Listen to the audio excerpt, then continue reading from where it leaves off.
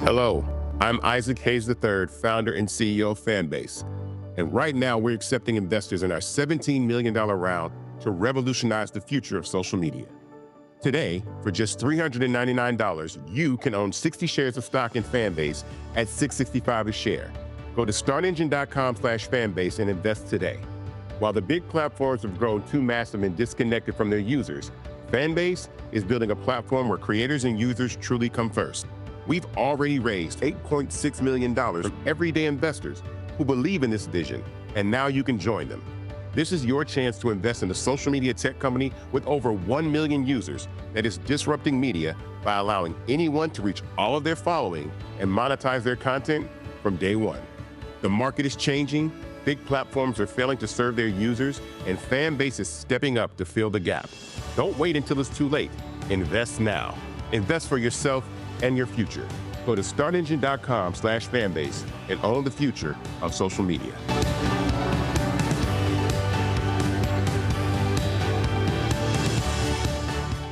Black Star Network is here. Oh, no punch! I'm real revolutionary right now. Thank you for being the voice of Black America. All the momentum we have now, we have to keep this going. The video looks phenomenal. See, this difference between Black Star Network and Black-owned media and something like CNN. You can't be Black-owned media and be scared. It's time to be smart. Bring your eyeballs home. You dig?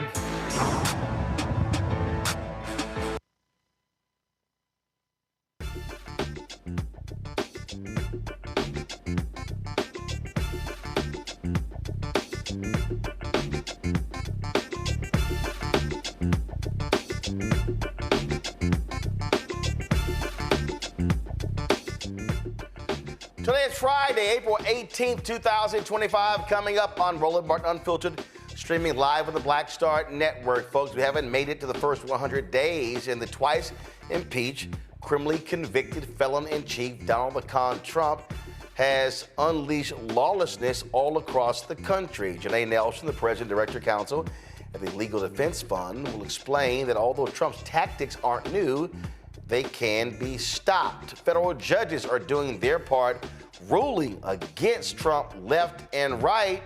A lot of people feared the courts were not going to do their part. Oh, but they are.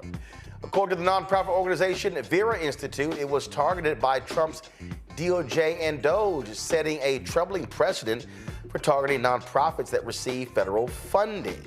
Maryland Senator Chris Van Hollen just returned from El Salvador, where he finally met the Maryland man who was wrongfully deported by Trump. Plus, I talked with Jeanne Theoharis about her new book, King of the North, Martin Luther King Jr.'s life of struggle outside of the South, The book focuses on King's experiences in places like Chicago, Los Angeles, Boston, and others that influence his campaign for racial justice. It's a lot to unpack, and it is time to bring the funk on Roland Martin Unfiltered on the Black Star Network. Let's go. He's got it. Whatever the miss, he's on it. Whatever it is, he's got the scoop, the fact, the fine. And when it breaks, he's right on time, and it's rolling. Best believe he's knowing. Putting it down from sports to news to politics. With entertainment just for kicks, he's rolling. It's on go, roll, y'all. It's Roland Martin, rolling with Roland now. He's funky, he's fresh, he's real, the best, you know he's Roland Martin now.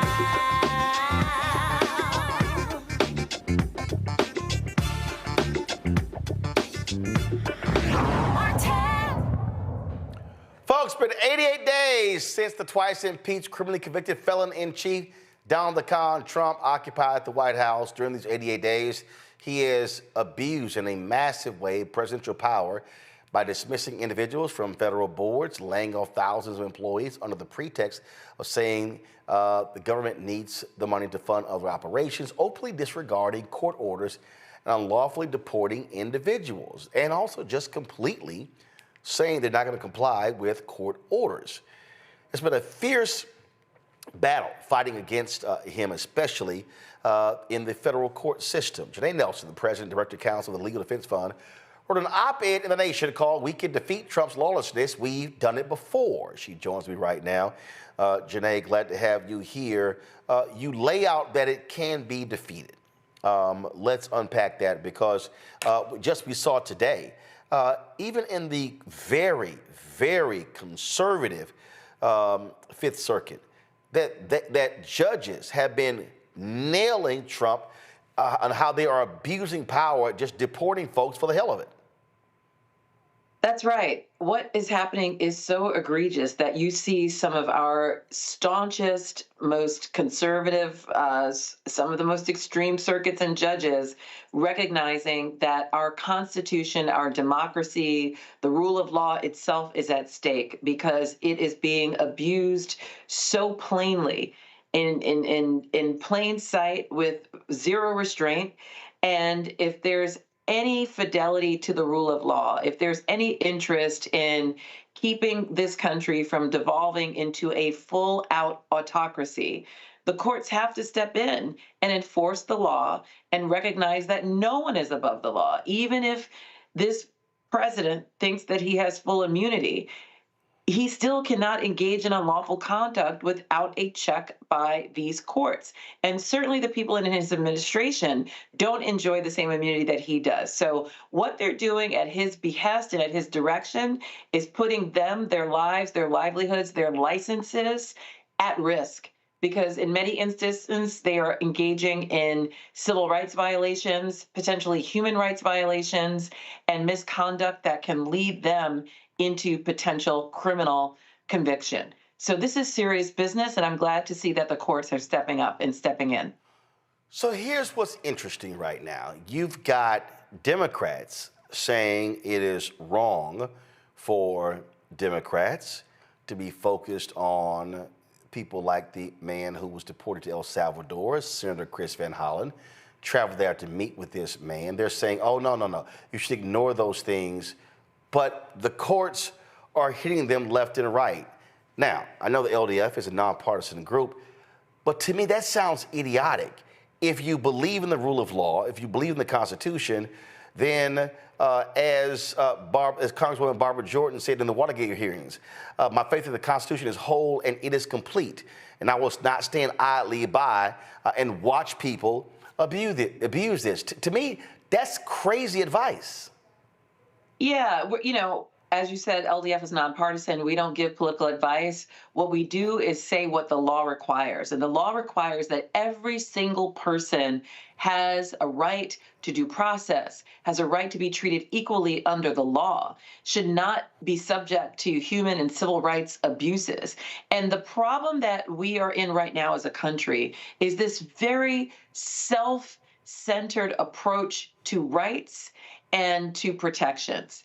And we have to realize that if we are serious about the principles that hold this country apart from many others, or at least used to, that it doesn't matter who is being targeted. What matters is whether the principle that we believe in is being abused, if it's being ignored, if it's being weaponized. And we should not care against whom that is happening. We should simply care that it is happening. I'd like to believe that all of us believe that every human is created equal and deserves those protections and rights. But even if you don't believe that, the fact that these principles are being weaponized should be of concern to all of us, that this government has turned itself against its people is one of the most concerning developments in the evolution of this democracy in modern history. We are in uncharted waters, and this idea that, you know, our democracy is unraveling or maybe under authoritarian or fascist threat is no longer a notion. It is a clear and present danger that is actively unfolding in front of us. Well, I'm sitting here looking at, I follow Kyle Chaney of Politico on Twitter. This was just 2 hours ago. He said, just in, lawyers for Venezuelan nationals say they're being loaded onto buses this hour in anticipation of a new wave of Alien Enemies Act deportations. With less than 24 hours notice, they're asking Judge Boasberg for an immediate restraining order requiring 30 days notice. They don't believe in due process. They don't believe in people following the process.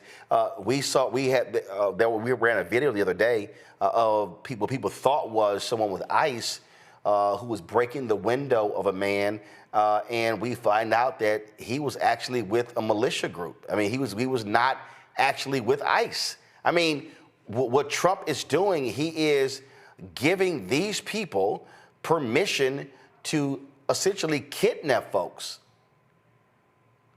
That's right. We're seeing live kidnappings. We're seeing live abductions. We're seeing people being pulled off the street without any explanation, without anyone giving any ID. And if anyone is confronted with that circumstance, they don't know what to do. They don't know if this is lawful conduct of people who are licensed and deputized with the authority to confront them, or if these are rogue criminal actors. And in many instances, we're seeing, as you pointed out, a confluence of both at the same time. We are in dangerous times, and this is anyone. If you are perceived to be someone who might be an immigrant or, you know, might not have lawful papers or citizenship here, you could be a target. And we're seeing with each passing day that every citizen in this country is closer to being under threat. An actual citizen was mistakenly detained by ICE and had to be returned. We're seeing a refusal by the government in El Salvador to return Mr. Garcia, pardon me. It's unbelievable the level of incompetence and intentional harm and violence that's being inflicted by this government. And even when they recognize that they've done something wrong, they are not taking adequate steps to undo that harm and to retract their efforts and actions. So we are in very, very rogue territory, and we should be crying out in protest, and we should be calling on every elected official to do what Representative Van Hollen has been doing and what other representatives have been saying. Representative Garcia, with whom I was in conversation last night, and so many others have actually been speaking out, and we need to amplify those voices. This right here is amazing. Have you ever, in your legal career, seen a judge write this? And this is a 3-judge panel, a Reagan appointee. And this is regarding Mr. Garcia, the man from Maryland. The judge writes, it is difficult in some cases to get to the very heart of the matter. But in this case, it is not hard at all. The government is asserting a right to stash away residents of this country in foreign prisons without the semblance of due process that is the foundation of our constitutional order. Further, it claims in essence that because it has rid itself of custody, that there's nothing that can be done. This should be shocking not only to judges, but to the intuitive sense of liberty that Americans far removed from courthouses still hold dear. The government asserts that Abrego Garcia is a terrorist and a member of MS-13. Perhaps, but perhaps not. Regardless, he is still entitled to due process. If the government is confident of its position, it should be assured that position will prevail in proceedings to terminate the withholding of removal order. I mean, these judges are literally themselves shocked at what they are witnessing, and to have DOJ officials, lawyers walk into their courtrooms and literally say, we're not going to follow your order. The Supreme Court ruled 9-0 against Trump. He is out here going, oh, no. They ruled in our favor. Yeah, well, we know that this administration traffics in lies and falsehoods. You know that they will look directly into a camera and tell you that what is up is down, what is left is right, and what is wrong is also right. And we are much smarter than that. We have to be discerning. And as media professionals, as you do all the time, media has to call it out. They have to name a lie. And that's what we're seeing. It defies exactly what was written in these court statements and court orders. And many people have talked about us approaching a constitutional crisis. We are having that crisis right now. And this crisis will only worsen unless this administration sees that there are actual consequences. They're going to be held in contempt of court. They may face actual fines. And if they continue to defy these court orders, they may face even more severe sanctions. And this is necessary if they're going to ignore an entire third branch of government when the Constitution established this tripartite system so that we have checks and balances. We can't have one branch, the executive branch, cancel out all others. And that's what's happening right now. Everyone must rein this in, including Congress, because if this administration continues to go too far, which it already has in my view, we need to be talking about impeachment. This is clear. This is clear. This president and his administration are violating all sorts of laws, and these are grounds for impeachment. I know y'all have been focused on this as well, and in order to win, you need folks who are willing to fight. And when you have major law firms capitulating, cutting deals with Donald Trump because he's issuing, frankly, illegal executive orders targeting law firms, that can happen. Universities are buckling as well. Thankfully, Harvard, MIT, and others are fighting back. But in order to combat lawlessness, you've got to have people who are not afraid to fight. Not afraid to fight, not afraid to enforce the law, not afraid to honor their oath to the profession that they sought to enter, for which we took an exam and completed an oath to uphold our Constitution. So it is deeply disturbing as a lawyer, as a person who has fought for civil rights for decades, who represents an institution, the Legal Defense Fund, that has used the law and the power of law and research and people in nonviolent, peaceful ways to help evolve this country for over 85 years. It is one of the most concerning matters at this moment to see the legal profession buckle. However, there are more of us who have stood firm that have buckled, and we shouldn't lose sight of that. There was an amicus brief that the Legal Defense Fund filed in support of Perkins Coie and Wilmer Hale and Jenner and Block, 3 law firms that are actually litigating against the Trump administration because of their lawless executive orders. And we're proud to stand with those law firms and to remind the courts that not only is what is happening unlawful in this moment, but it harkens back to a time period where organizations like ours and civil rights lawyers in the South were harmed and threatened, and there were attempts to intimidate us from pursuing what we knew what was right under the law, from pursuing our efforts to end legal apartheid in this country. And we stood firm and we prevailed. And that's what these law firms and lawyers must do today. When you face lawlessness in the eye, it is your obligation to use the power of law to defeat that lawlessness, that effort to undermine everything that we stand for and why we came into this profession in the first place.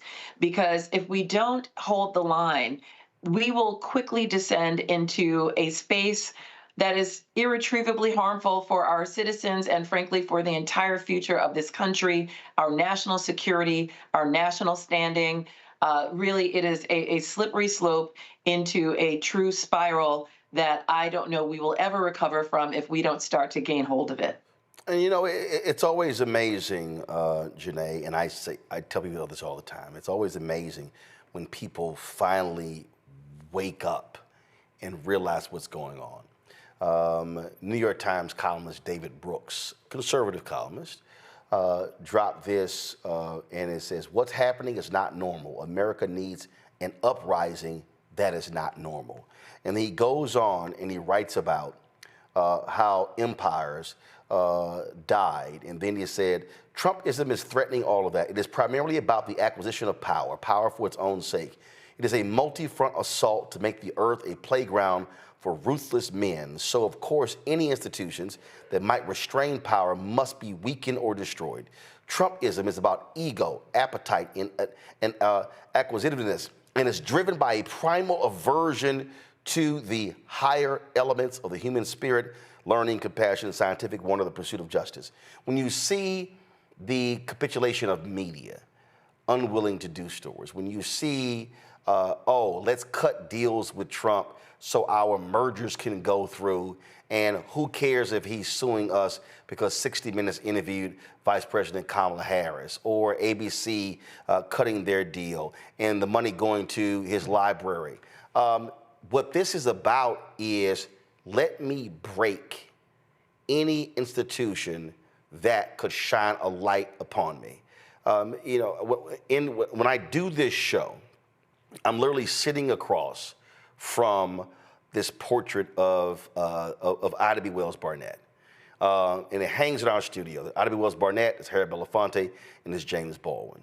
And every time I see that Ida B. Wells Barnett photo, and let's get a shot of that, the quote that she has is right there when she talks about the way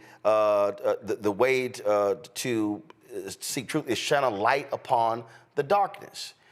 And media, if there's a moment where media has to be willing to challenge power, this is it. If there's a moment where media has to inform the public of what's going on, this is it. When people hit me and go, you know what, man, y'all keep talking about Trump and MAGA, that's just enough. I'm like, no, it's not. If you don't understand that what is happening literally is about impacting the next 50 to 100 years, a total destruction of civil rights.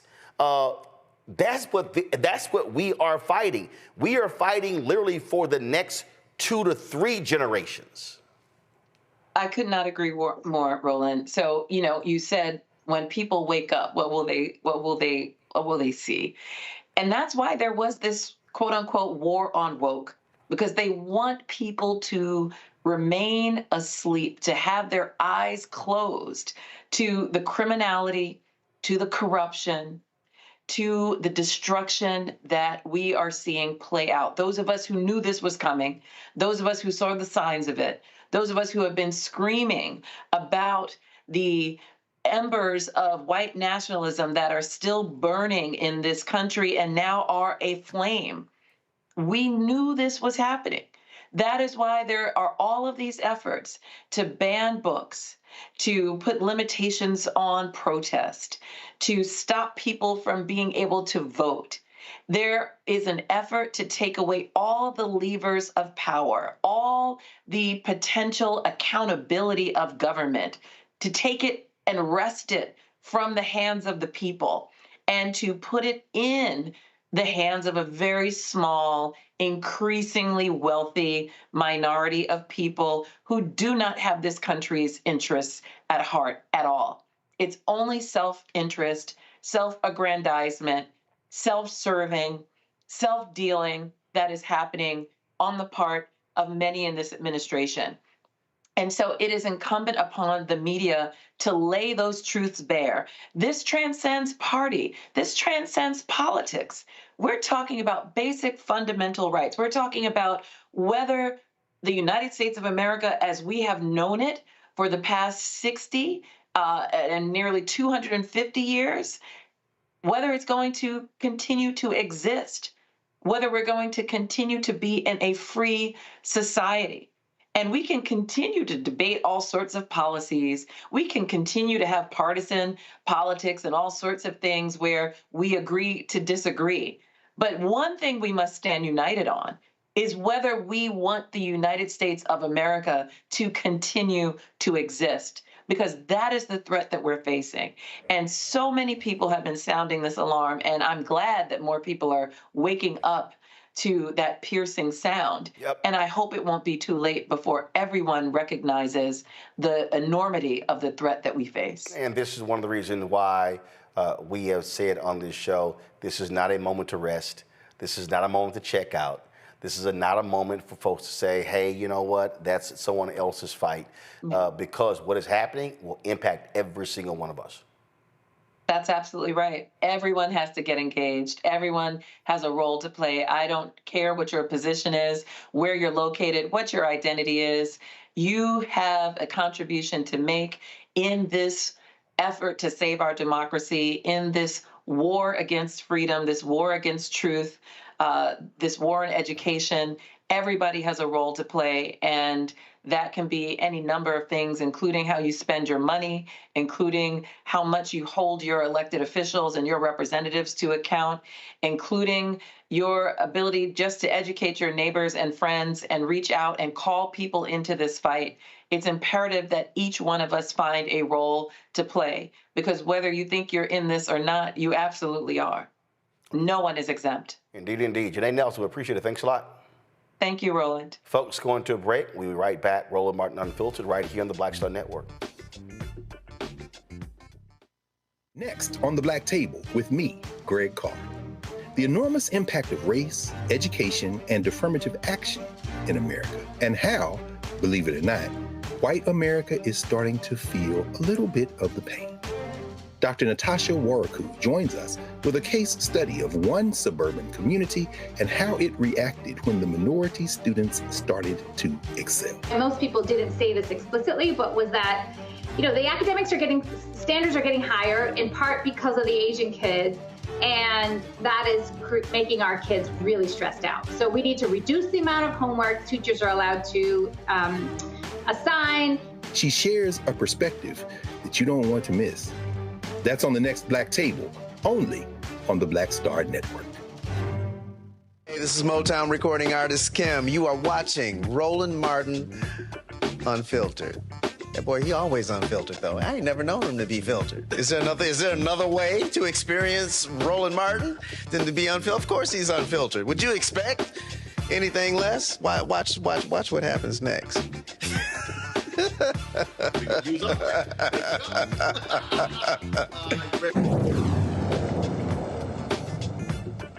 Folks, my panel, Michael Imhotep, host African History Network show out of Detroit. Candace Kelly, legal analyst and host, Not All Hood, South Orange, New Jersey. Matt Manning, civil rights attorney, Corpus Christi, Texas. Candace, I want to start with you.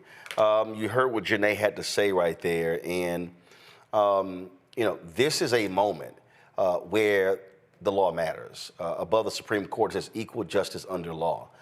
And what we are literally seeing judges, conservative judges, Reagan-appointed judges, Trump-appointed judges say, the hell is going on? There is a thing called the Constitution, and you cannot ignore it just because you got elected. Yeah.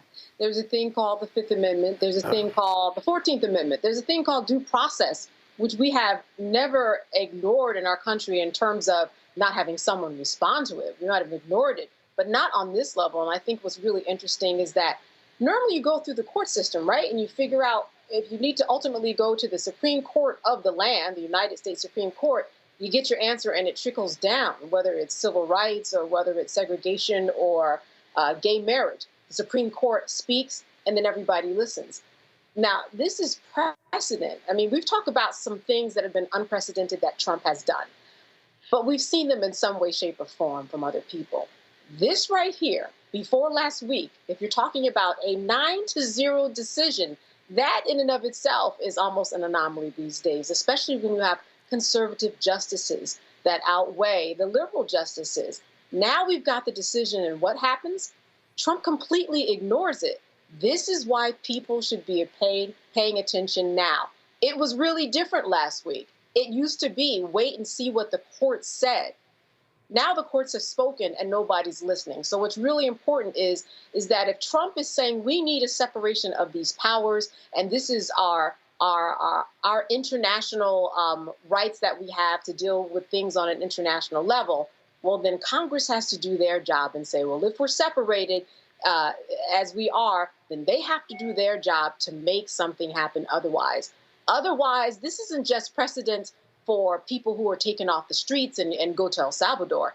This is a precedent for anything else that Trump wants to do when he says, the Supreme Court has spoken, but you know what? I'm just going to ignore it, just like I did in the case of Garcia. That's what this is about. It's not just about Garcia. It is such a big picture. Everybody, if you think it's not going to affect you, this is the time to be paying attention. History just happened. This is precedent that we have never, ever seen. It is crazy to me, Matt, when you look at the decisions, when you look at just the flat out lying. One of the people who, he just, and again, to work for Trump means that you have to be a massive liar yourself. And that is the despicable white nationalist Stephen Miller. Listen to this. One more question. Mr. Miller, I wanted to ask you about, you mentioned Bukele and the fact that Garcia is now in El Salvador's custody. But the question is, has President Trump expressed any interest at all in seeing Garcia move to a different country? Or would he want him to stay in El Salvador? Did he discuss that with Bukele or any of his advisors, specifically with immigration? Well, the Supreme Court has been abundantly clear when it overturned the lower court's ruling that the foreign policy of the United States cannot be compelled by district court. The view of our administration has been very clear and consistent that this man is a subject and citizen of El Salvador, and El Salvador, as a sovereign country, has informed us repeatedly and publicly that it is their desire and intention to retain custody of him. And of course, we as a U.S. government cannot forcibly retrieve him against the wishes of El Salvador. Matt, he's lying. It's not what the Supreme Court said. He's lying. Flat out lying. That's also why we have extradition. We have an entire process whereby sovereigns recognize the sovereignty of another country, but also recognize their own sovereignty insofar as they're able to retrieve their citizens under certain circumstances. We know Miller is not being honest. And it's interesting because we focus so much on Mr. Trump because he is the one who is the president. But it's people like Stephen Miller who are really driving the ship with this insane policy. And it's terrifying that they are really trying to justify what they've already admitted was a mistake that does not have any basis in fact. And if you noticed, the moment that it came out that their lawyer admitted that they made a mistake and he was an administrative, error, paperwork error, however they framed it, they then tried to pivot and start saying, well, he's a member of MS-13 and right. terrorist.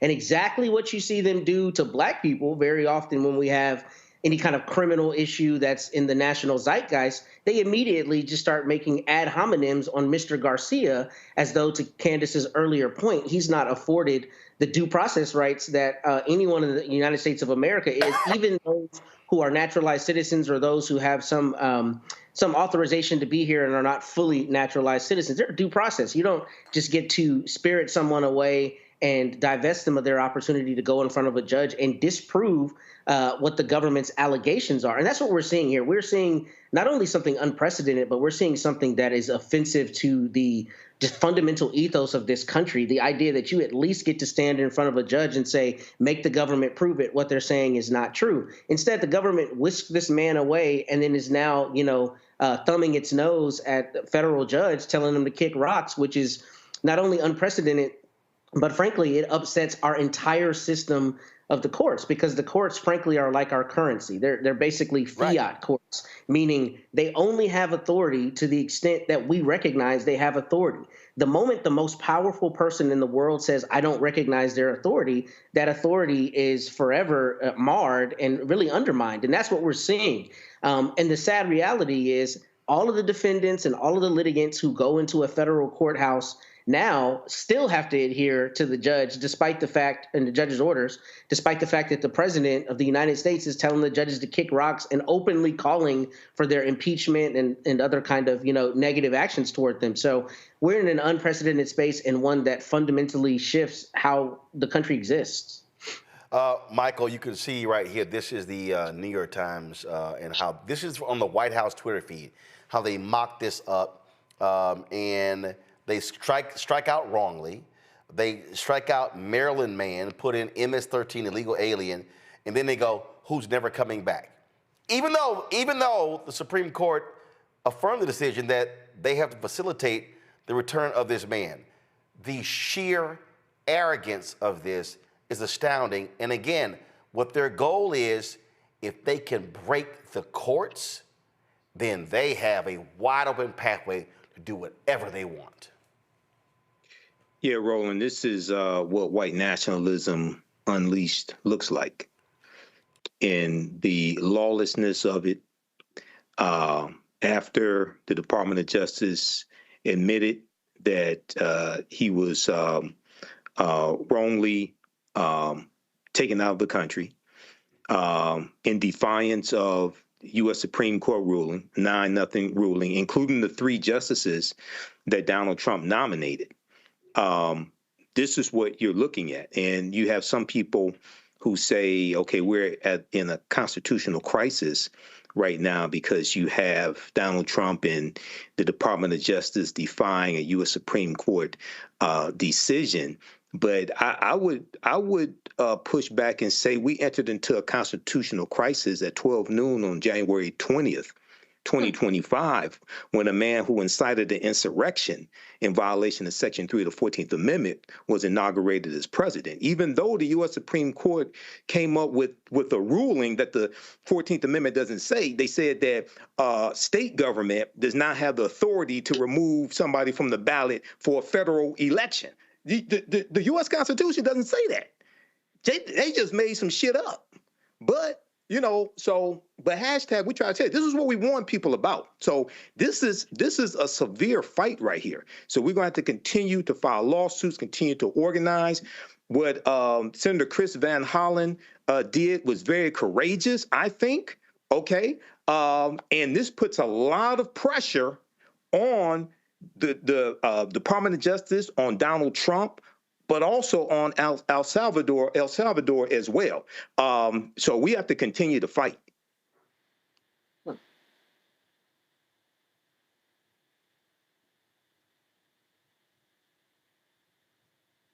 Fighting. The Vera Institute of Justice, an organization dedicated to ending mass incarceration and enhancing community safety, recently reported that they were contacted by Elon Musk's Department of Government Efficiency. You know, that fake department? According to Vera, DOGE intended to assign a team to work with them and planned to do the same with every nonprofit receiving federal funding. However, Vera's legal team pushed back, questioning DOGE's legal authority to investigate them, especially since the Justice Department had recently discontinued its grants to Vera. As a result, DOGE withdrew its request. Insha Rahman, the Vice President of Advocacy and Partnerships at the Vera Institute, joins us right now. And Insha, this is utterly insane. This notion that Elon Musk can insert himself into nonprofits, federal agencies, USAID, into law firms. This idea that we have the authority to not only look at grants, but go inside of institutions and essentially try to take them over. It is insane, and it is dangerous. It's such dangerous precedent. So, as you said, Roland, we were contacted by DOGE, and we believe that they thought they can come in and take over our organization because we have historically received federal funding to do the important mission-driven work we do to end mass incarceration, to fight for immigrant rights, and to build safe, thriving communities. Now, the Vera Institute of Justice is a 64-year-old national organization. Many of your viewers might not have heard of us, but we have been around doing this work with government partners and communities across the country in red states, blue states, and everywhere in between to actually make sure that our communities are safer and that we are investing in the services and programs that help people thrive. Now, none of that should be controversial. And yet, when we received a notice of termination of our federal funding 2 Fridays ago from the Department of Justice, they told us they were cutting our funding because your priorities and your work no longer fits within the agency's purview. Now, what we did immediately was write an open letter to Attorney General Bondi to call out the hypocrisy of cutting funding for services. And I'll tell you exactly the grants that we got, what they were supporting. They were supporting our work with prisons to make them safer and to make sure there's dignity for correctional staff and for people who are incarcerated, to make sure that law enforcement knows how to provide services for survivors of domestic violence and crime, and to make sure that in communities where people are in mental health crisis, we actually provide services and the right response. All of that should be non-controversial, and yet we were targeted for our federal funding to be cut. So the question is why? And it's because Vera works on immigration and crime, the 2 issues that are easily caricatured by the right. We have been in right-wing media circles, sort of a constant punchline of these defund the police and open border liberals funded by George Soros, even though we are none of those things. And so when we called out the Attorney General and asked for her to reconsider her decision, we knew we might be opening ourselves up for attack. We did not expect DOGE to come knocking, and yet they did. And so it's just wild to us that this is how this administration is operating, and it's wild to us that a Department of Government Efficiency that was literally set up to say, let's look at government agencies, is coming knocking on the door of an independent nonprofit organization. Well, what's weird is if you look at what your organization does, I thought that supposedly dovetails with the First Step Act. Donald Trump is always taking credit for that.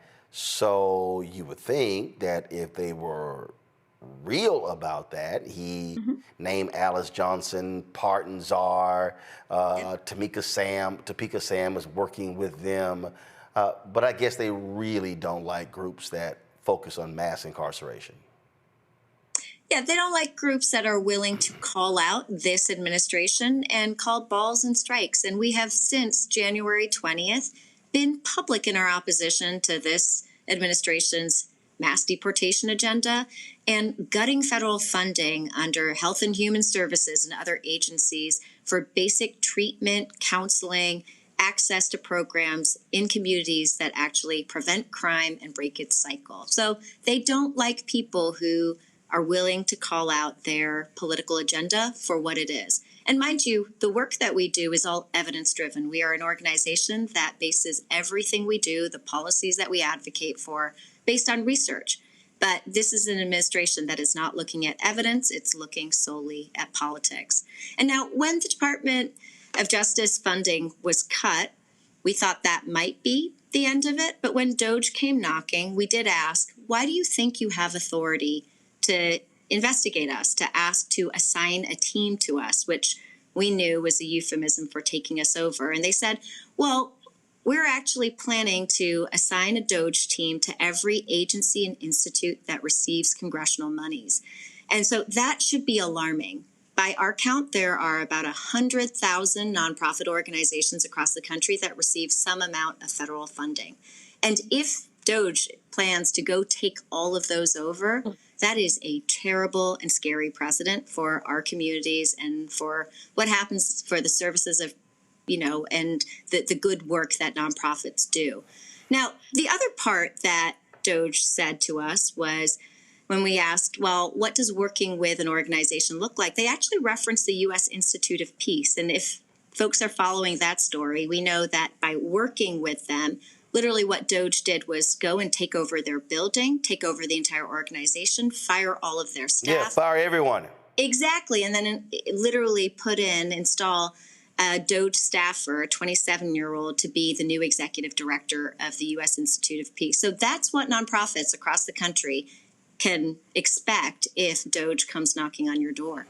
Yeah, and we know that is utterly insane. So it is just crazy to see what we are experiencing, and they want to tear down nonprofits. They want to tear down NGOs. They want to go after everyone. They literally want to completely eradicate. I keep saying for African Americans, they want to completely destroy the economic and the civil rights infrastructure. They want to completely incapacitate these groups and spend the next 4 years making their lives extremely difficult in order to drive their agenda. Pure and simple. It is. It's as simple as that. It really is. And we have been really public about this. We had the Washington Post break a story the night that we spoke to DOGE earlier this week, because we think sunlight is a really important disinfectant. Because I agree with you, Roland. All this administration wants to do is advance their agenda, and they don't care about who they harm, the very real impact that it will have on families and communities. And so we need to call this out, because by calling it out, hopefully we can stop it here, as opposed to encroaching on other organizations. Maybe other organizations aren't able to call it out and push back in the way that we are. We decided, yes, losing $5 million of federal funding is a big hit, but it would be a much bigger hit if they come after other organizations where their entire funding is federal funding and they're doing important work, and maybe they can't push back in the way that we can. So we're hoping sunlight is the biggest disinfectant, and that being loud and asking for solidarity will help to stop this in its tracks. You also can't cut deals with these thugs because they're going to keep going. That's right. We have seen that. And, one thing I say to the point of dismantling nonprofit organizations, this is an administration that has systematically kneecapped the media, law firms, academic institutions. They're coming for the foundations of civil society, which are these NGOs. They're coming for us next. Indeed. And we certainly appreciate it. Thanks a lot. Keep up the fight.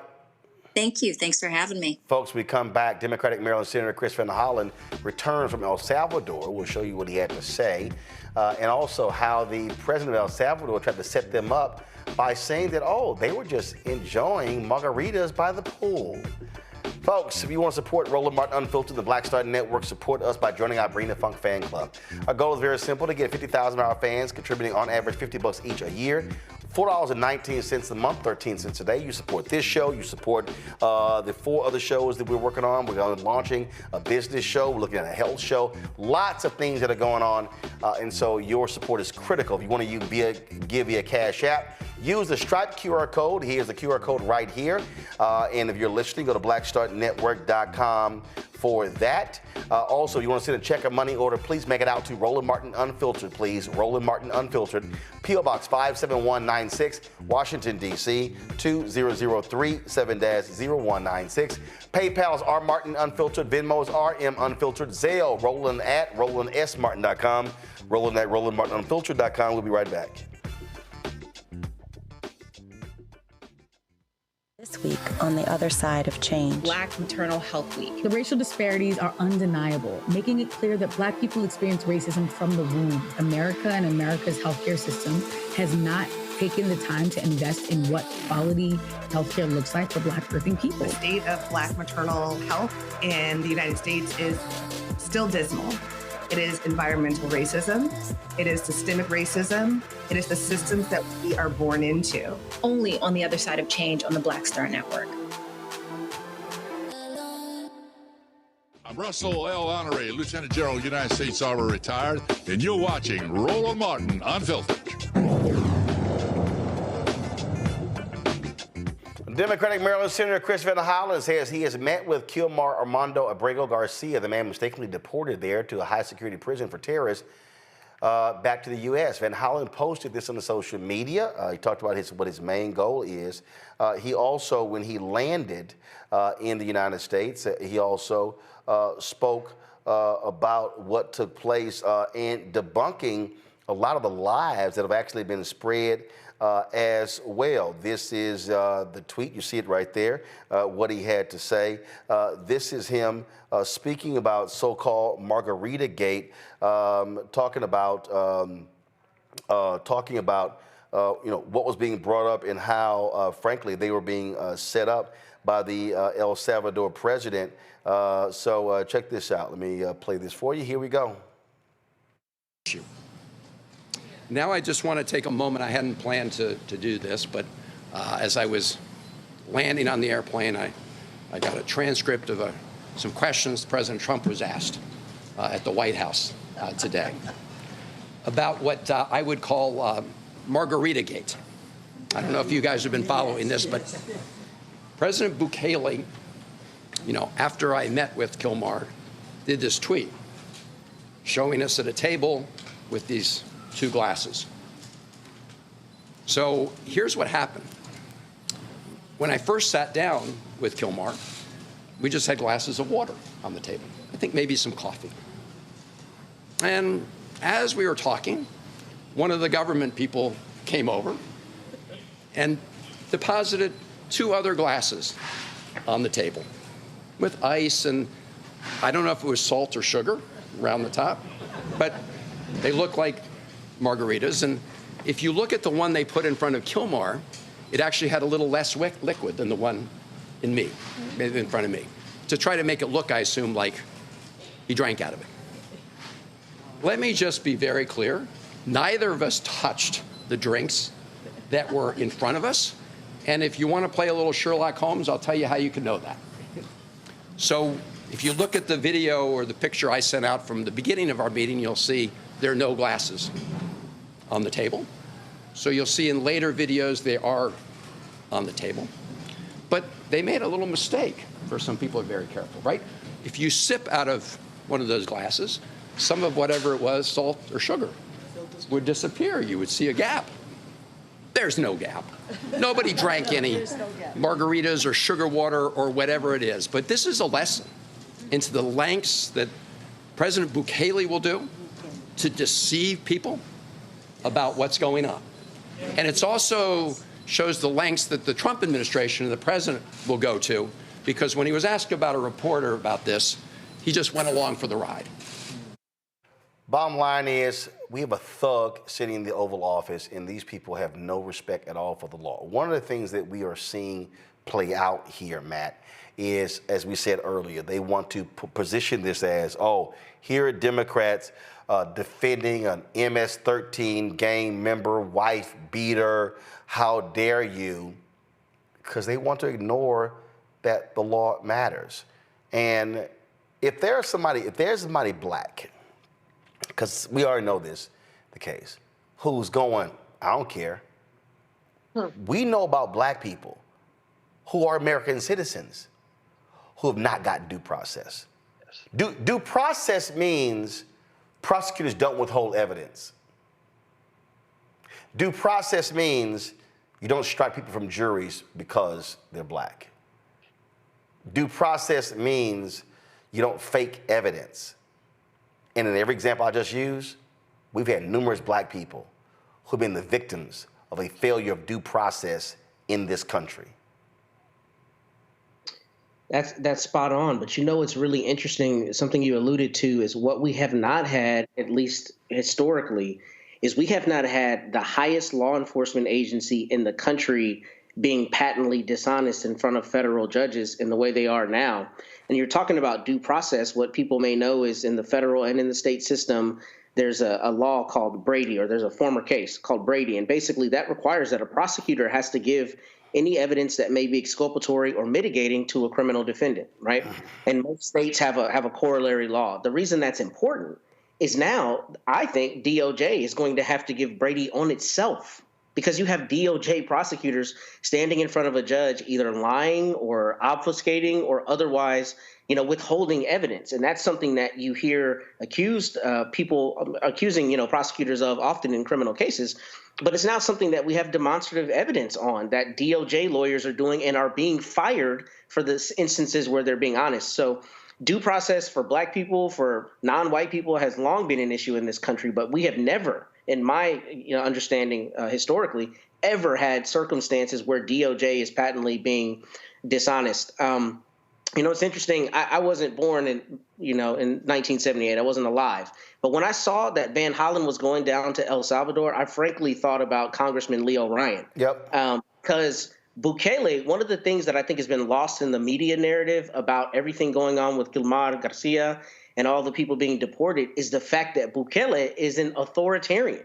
He's an autocrat as much as an autocrat exists. He thrives on the opportunity to be autocratic on the national and on the global scale. So him and Trump are two peas in a pod in this respect.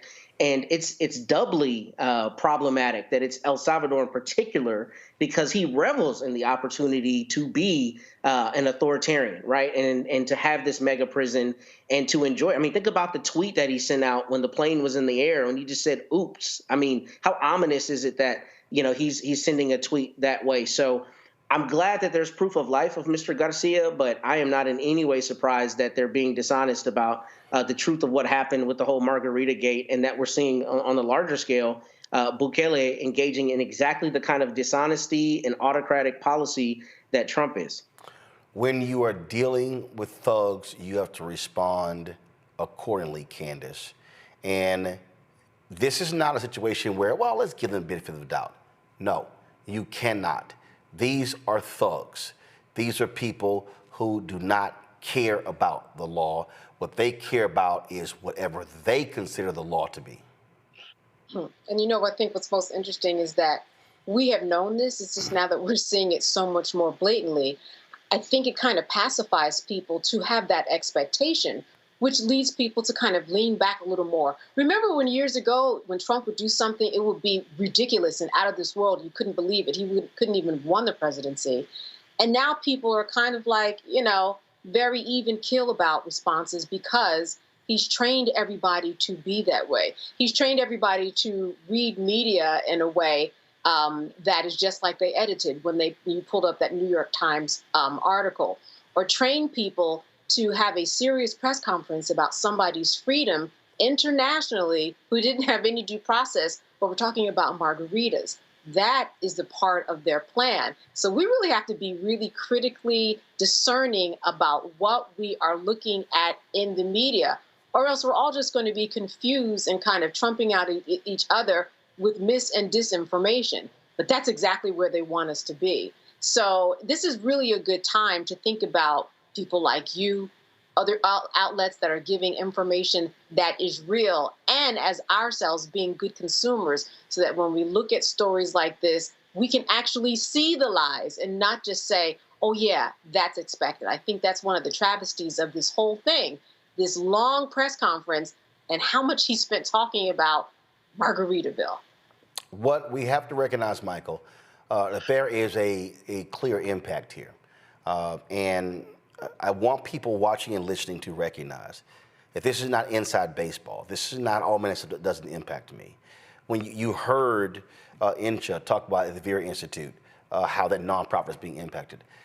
Services, real services, are going to be neglected. People are not going to be able to truly access a variety of things in this government. The massive cuts that they have made, we are already seeing what the impact is going to be. And so we must be vigilant about this. And again, Black institution must be constantly on guard because, listen, we're on the chopping block. If it's Black, they're going to slap everything under DEI.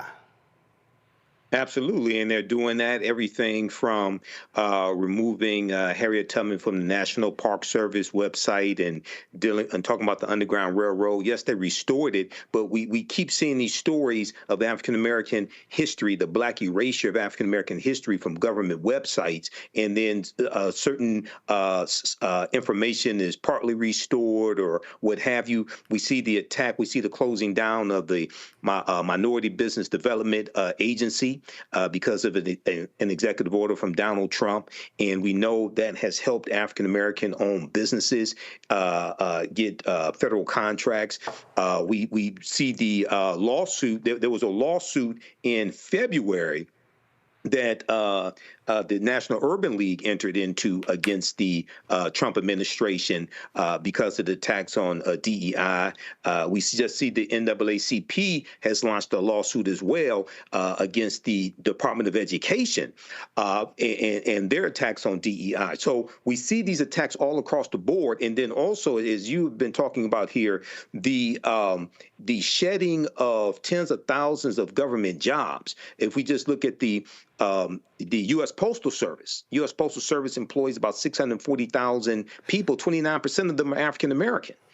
Okay, so when we look at these attacks on the federal government, however, when we look at these attacks on federal jobs, when we look at these attacks on various programs, whatever excuse they use to attack, especially African Americans, they're doing it. Whether they say they're fighting anti-Semitism, whether they say they're fighting against diversity, equity, and inclusion, whether they say, oh, there's too many people employed in this government agency. We see these constant attacks. So we have to educate ourselves on what's happening and fight back as well. Oh, absolutely. Folks, quick break. We come back. What happens if a racist acts a fool? You videotape it. Then the bigot turns around and sues you? Yeah, it actually happened. We'll tell you about that next right here on the Black Star Network. This week on A Balanced Life with Dr. Jackie here on Black Star Network, we are talking about all things, you got it, stress related. Yes, the big S, whether it's spiritual, physical, emotional, or sometimes it could be just in your head. Stress has a way of manifesting itself in our lives in such a way that it disrupts who we are and who we're in the process of becoming. Stress is just as bad as a lot of the physical ailments that we think of. That's all next on A Balanced Life on the Black Star Network. This is Tamala Mann. And this is David Mann. And you're watching Roland Martin Unfiltered.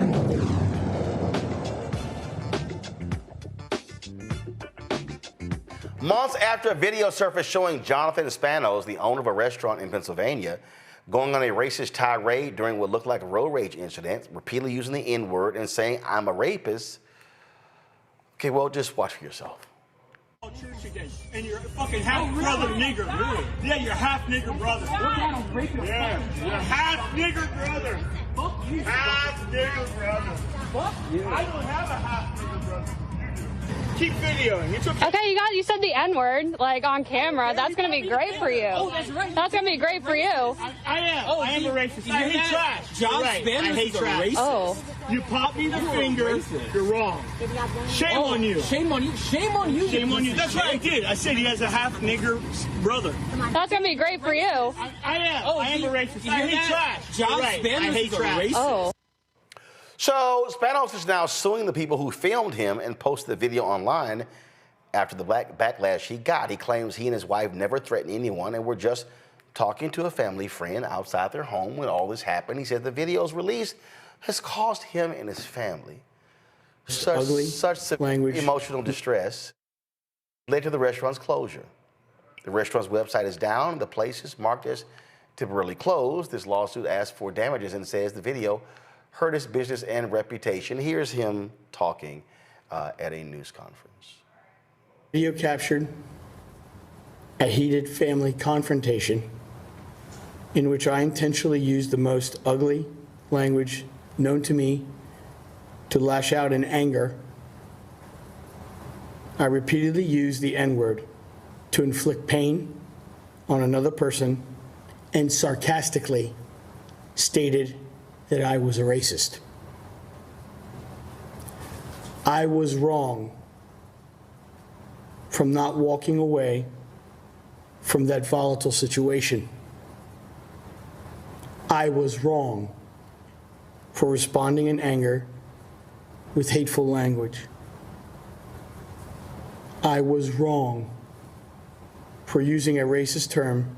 I was wrong. I was wrong. I was wrong.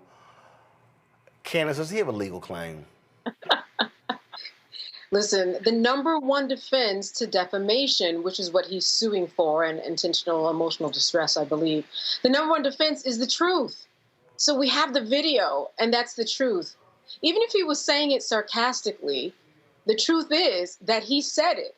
The truth is, right, that's the truth. He was on public property. Nobody invaded his privacy in order to get that video. Nobody did anything that was against the law. They shot a video that he participated in. He didn't even at the moment say, I don't want it. He was mad about it, but he decided to be sarcastic about it in his own words. But the First Amendment is out there for a reason. You are allowed to say things like that. The problem is that there are repercussions, there are consequences, that there are hate laws that are in place, and you cannot do that. So for him to sue for defamation is just really a waste of court filings, proceedings, times, and he should be penalized for that because that is ridiculous. If it's the truth, it can't be defamation, sir. That's it. That's it. Matt? You know, I hate having to answer questions after Candace. She's one of my favorite people, but she steals everything. She's 100% right. The only thing I'll add to that is I immediately thought of what a lot of states have, including Texas, what's called anti-slap laws. So that's when you get a lawsuit against you for constitutionally protected activity, you have a strong defense. And most of the time, to Candace's point, those cases are dismissed. Now, that's a little different than defamation. But ultimately here, what I think you have is exactly what she said. He's on public property. He's the person is filming, exercising their constitutional rights, and then the dissemination of that, there's nothing illegal about that. So I frankly do not understand his lawyer strategy at all. This seems to me like this is filed to try to save face by saying, you know, we're going to try to assert some nebulous legal right. But I don't see a jury of 12 people or 6 people, however it's constituted there, thinking that he has a legal claim at all, because not only is it the truth, I mean, he can't claim that he was in any way, you know, goaded or coerced or something into, one, making the statements, and 2, he doesn't have any expectation of privacy in anything that's happening on a public street. I mean, you use this language and you say these kinds of things at your own peril. So his business being shut down and all of that is his own fault, and I don't see how a jury would ever think there was a basis to this legal claim. Thank you for stealing everything, Ken.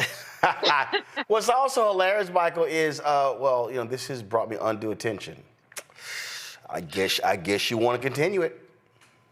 Yeah, exactly. So they're always remorseful after they get caught. You know, they always apologize and, God knows my heart and, I'm not that bad of a racist and things like this after they get caught, after it goes viral. So, and the other thing is he said the N-word multiple times. So it sounds like you've had practice with this as well. So, and then the patrons start withdrawing economic support from him, which they should, because you wouldn't want somebody like that fixing your food out of your site, would you? And now all of this comes back on him, and he's like, "Oh my God, no, come back, stop it." So this is now what the legal strategy may be trying to appeal to the Fox News Trump supporter crowd. Trying to get sympathy, trying to get support. Oh, come on and eat at my restaurant. Things of this nature. So they may be trying to, appeal to that. So in 2025, we need to be selective of where we spend our dollars eating also. Yep. Hey, Spanos, I got one for you. Why don't you simply open up a restaurant called Bigots Are Us? Hey, Roland, can I just say that Bigots and briskets. Michael had the ultimate black perspective on this. You wouldn't want that man fixing your food. That's exactly what my big man said. Right, Michael. Thank you. Yeah, absolutely. Yeah, Roland, I will say this, that is one thing that could only be maybe a possibly good thing out of this is just like Michael said, that you get somebody to support him. He goes on Fox, makes his rounds. You get some nationalists, some right-winger to start a GoFundMe page in order to help this family that all he was doing was expressing his anger, and he has a First Amendment right to do this. And he will get lots of people, I bet, if there was a GoFundMe page. But that is the only reason why I could see that they are doing that. I agree with Michael. All right, then. So, cool. First of all, Black and Missy.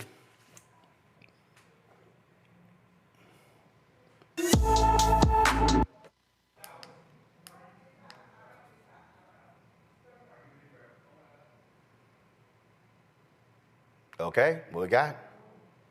Come to me, please. All right, y'all.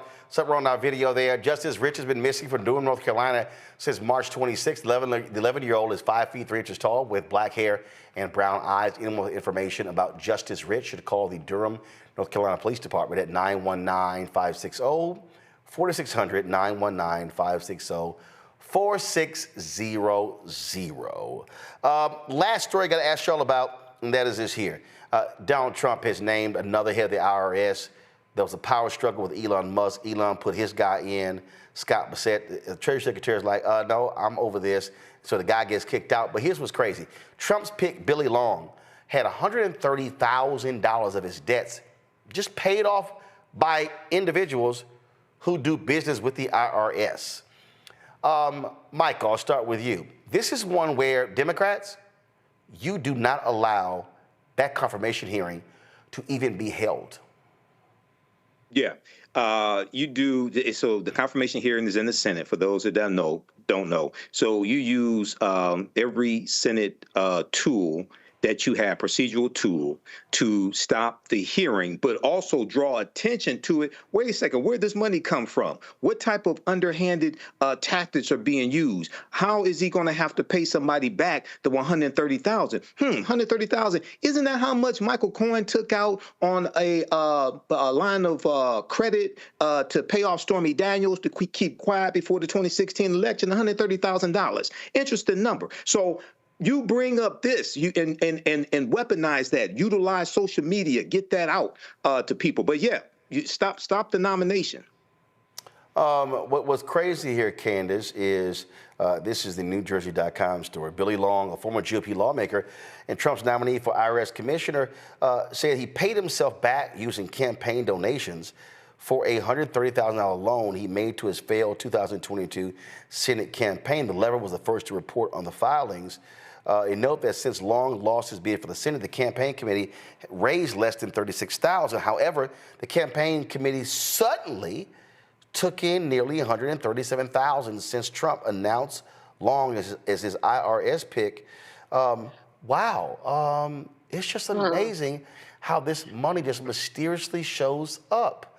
Now we're good. Right. Listen, I have hope in this process, but I also know what we've seen.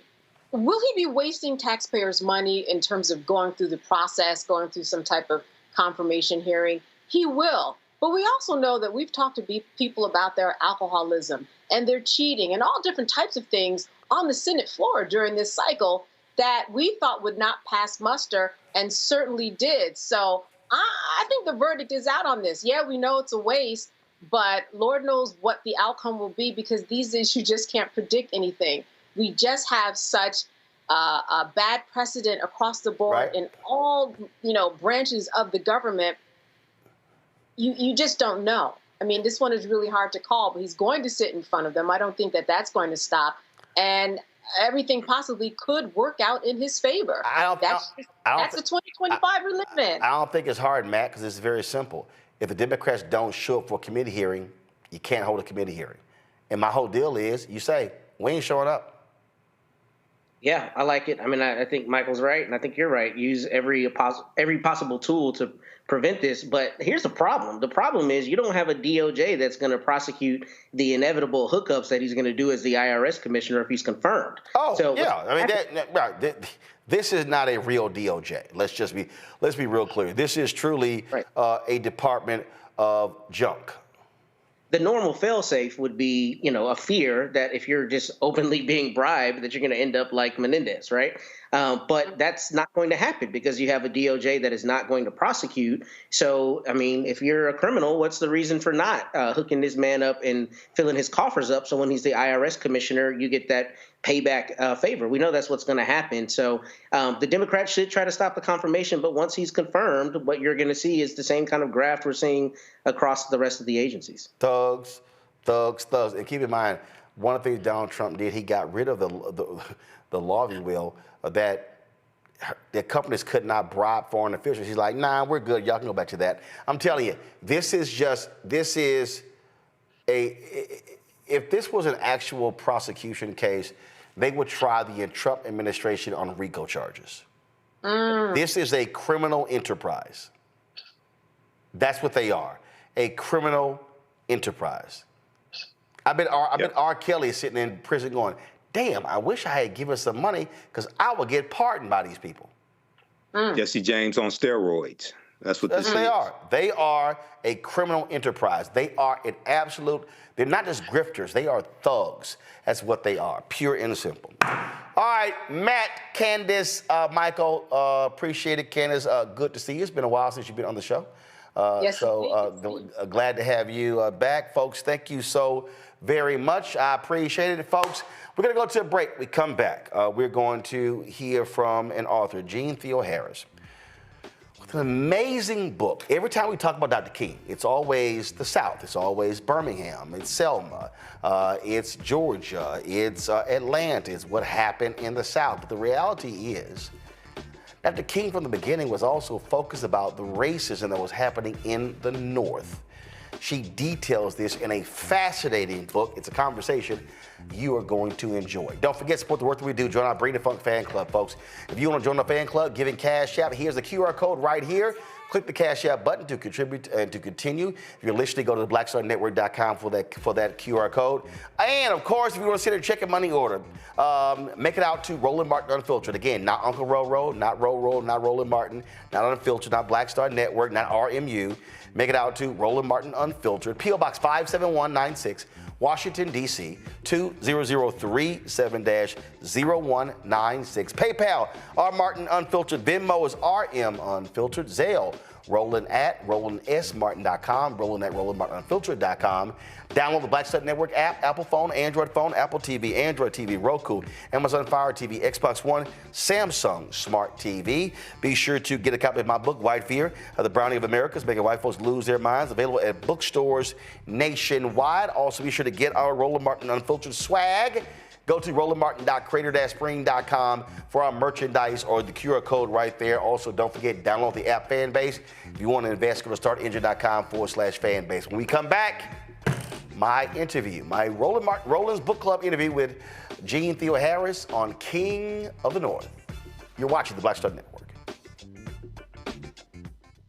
This week on the other side of change. Black Maternal Health Week. The racial disparities are undeniable, making it clear that Black people experience racism from the womb. America and America's healthcare system has not taken the time to invest in what quality healthcare looks like for Black birthing people. The state of Black maternal health in the United States is still dismal. It is environmental racism. It is systemic racism. It is the systems that we are born into. Only on the other side of change on the Black Star Network. Now that Roland Martin is willing to give me the blueprint, hey, Cyrus, I need to go to Tyler Perry and get another blueprint because I need some green money. The only way I can do what I'm doing, I need to make some money. So you'll see me working with Roland. Matter of fact, it's the Roland Martin and Cheryl Underwood show. Well, should it be the Cheryl Underwood show and the Roland Martin show? Well, whatever show it's going to be, it's going to be good.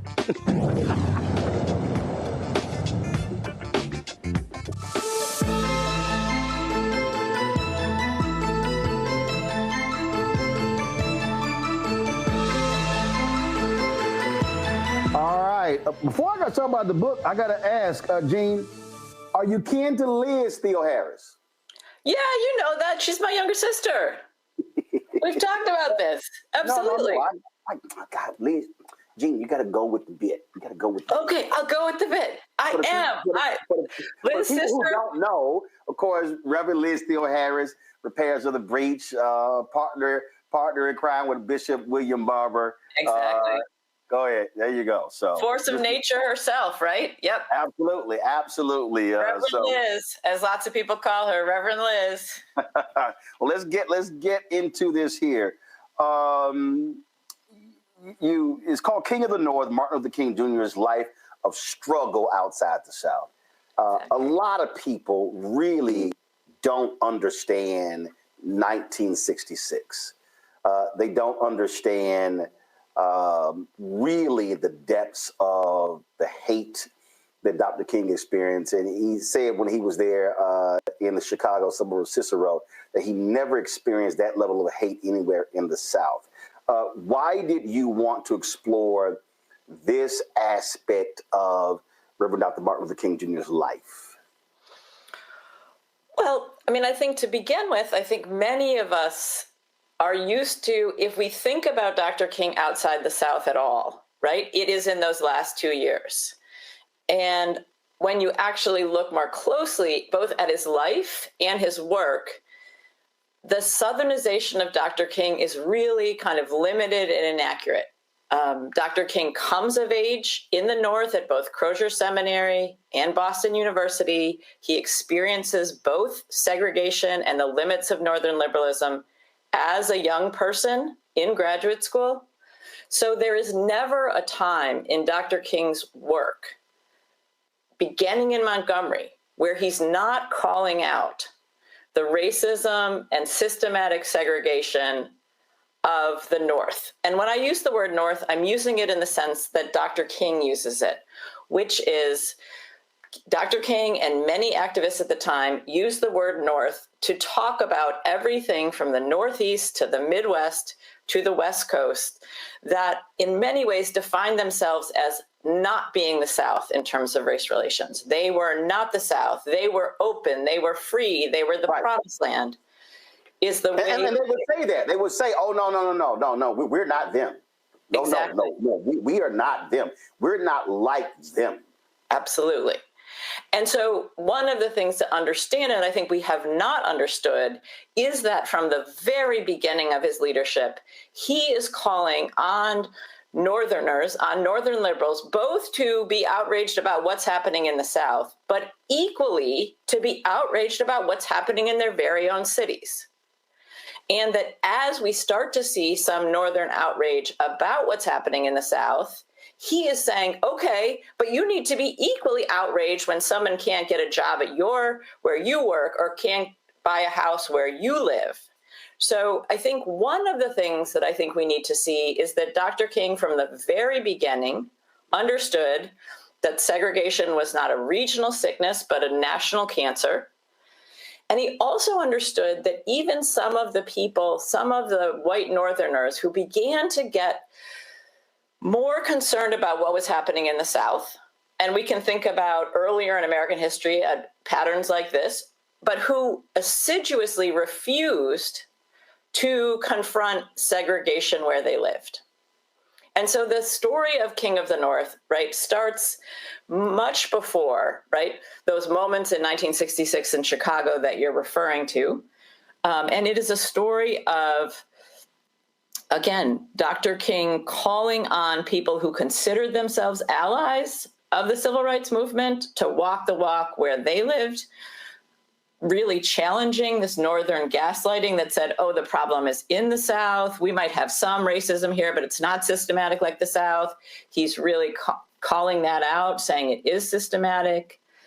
So it's a very different view of Dr. King and about what the expanse both of his work was, but also the expanse of the Black freedom struggle.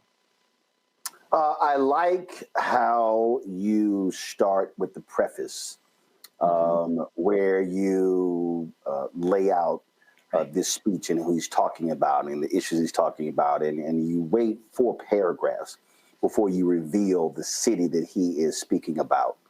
And because what people even today, when they talk about these things, they talk about the freedom. They talk about how things were so different in the West, how they were different, how there were greater opportunities also when blacks left the South and moved up north. And those things are true.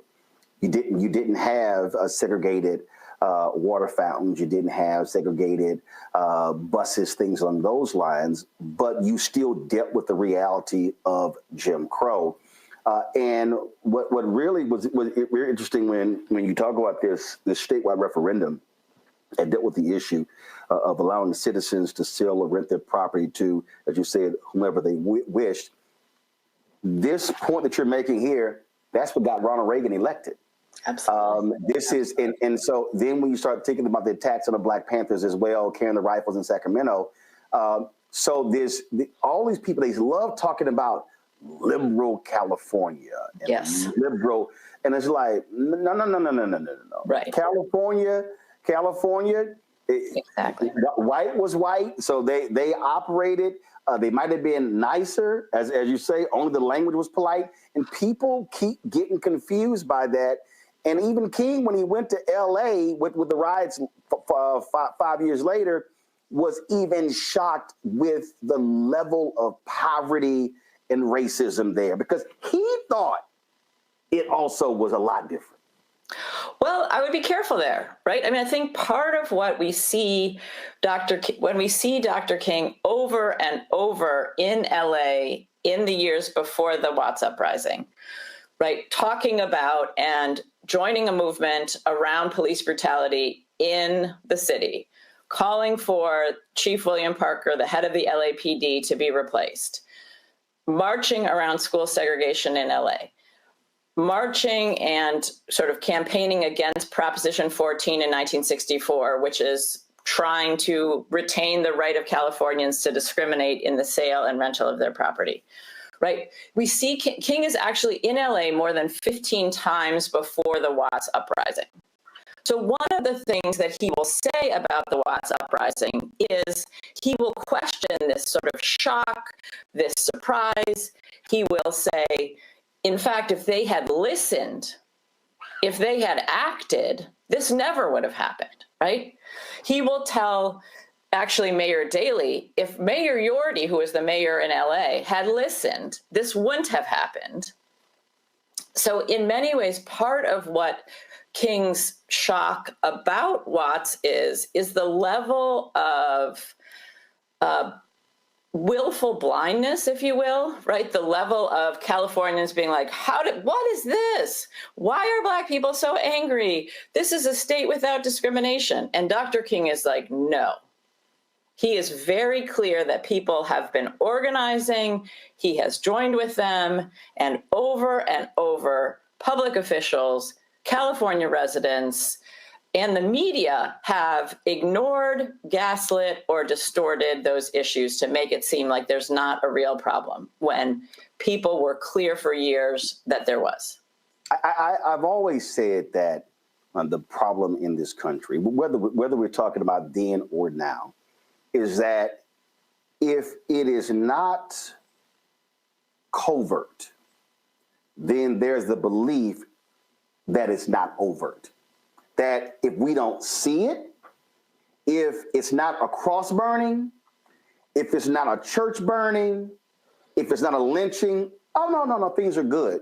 As opposed to, no, what he laid out here and what you're laying out and what he was fighting, this is literally the epitome of systemic racism.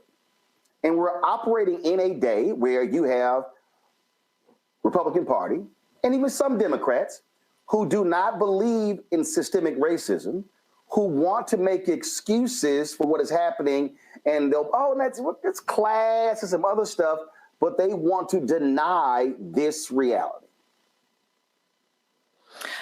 Absolutely. And part of what Dr. King is saying, and again, from the 1950s onward, is he's calling out a Northern liberalism that he calls he's calling out both sidesism, and he says it's a kind of quasi-liberalism that is so committed to looking at all sides, right, that it's committed to none, right? That is a criticism that feels so relevant today. Second, he is talking about a whole range of systemic racism some of which is economic violence and some of which is physical violence. Because I think one of the other things when you start to look outside of the South is the ways that even physical violence by white people against Black people moving into neighborhoods, against Black people desegregating, is also treated differently, and particularly treated differently in this era by the media. So I would bet most people listening to this show have heard of Emmett Till, right? Emmett Till, the Chicago boy who goes to Mississippi to visit his uncle during the summer and is lynched for saying something to a white woman grocery store owner. How many of us have ever heard of Jerome Huey? Jerome Huey was a 17-year-old Chicago teenager who went for a job interview in the neighborhood of Cicero in Chicago in May of 1966. His family also owned a grocery store, but their grocery store was having trouble, so he goes to interview at a freight loading company. Now, Cicero, like many neighborhoods in Chicago, was a sundown neighborhood or a sundown town. And what that means is that Black people could work in those neighborhoods, but they were not welcome after dark. They were not welcome to live there. They were not welcome to be there. And so on that evening, in May of 1966, 11 years after the lynching of Emmett Till, he is waiting at a bus stop after his interview, and he is beaten to death, basically, by 4 young white men. And he will die in the hospital 2 days later. Why don't we know his name, right? This is a lynching that happens 11 years after Emmett Till in 1966, after the Civil Rights Act is passed, after the Voting Rights Act is passed, and a young man is killed because he is in the wrong neighborhood. But again, I bet very few of us know the name Jerome Huey because, again, even racial violence is treated differently in the North than it is in the South. So speaking of that particular point, I think about there were 3 deaths that happened in the span of a couple of months. So we know with Ferguson, Michael Brown, how that thing just blew up. And it was really that reaction to it. But before that, Eric Garner took place in New York City. But also what was sandwiched in between those two was John Crawford III that took place in Ohio. And I think what happens is, and we see this all the time in media, what happens is which one gets the attention? A lot of people, we were at a rally, it was actually the 20th anniversary of the Million Man March. And they had a number of the families who were impacted, who lost children. And multiple times, John Crawford's father would come up to me and he would say, "Thank you for continuing to mention my son's name," because oftentimes it doesn't get mentioned. And I remember that there were a group of women who were on the front row, and they were upset because there were another group that spoke from the podium that day. And it was the prominent names that we know that became national stories. And these women were angry, upset, and they said, "Our sons died too. Our daughters died too. Why are we not up on that stage?" And unfortunately, how media operates, media picks and chooses which story gets elevated and becomes a national story.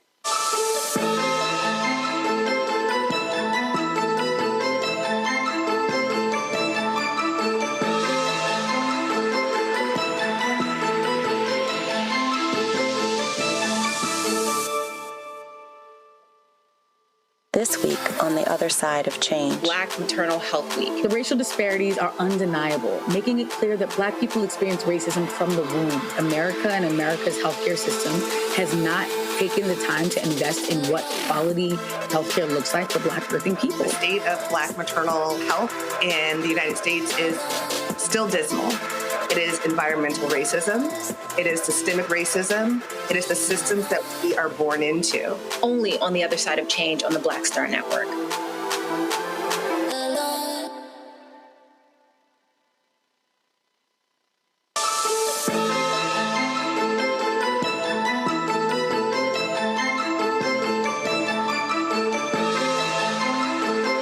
Speak to your particular point of how, depending upon how media determines if it's big news, it then becomes elevated.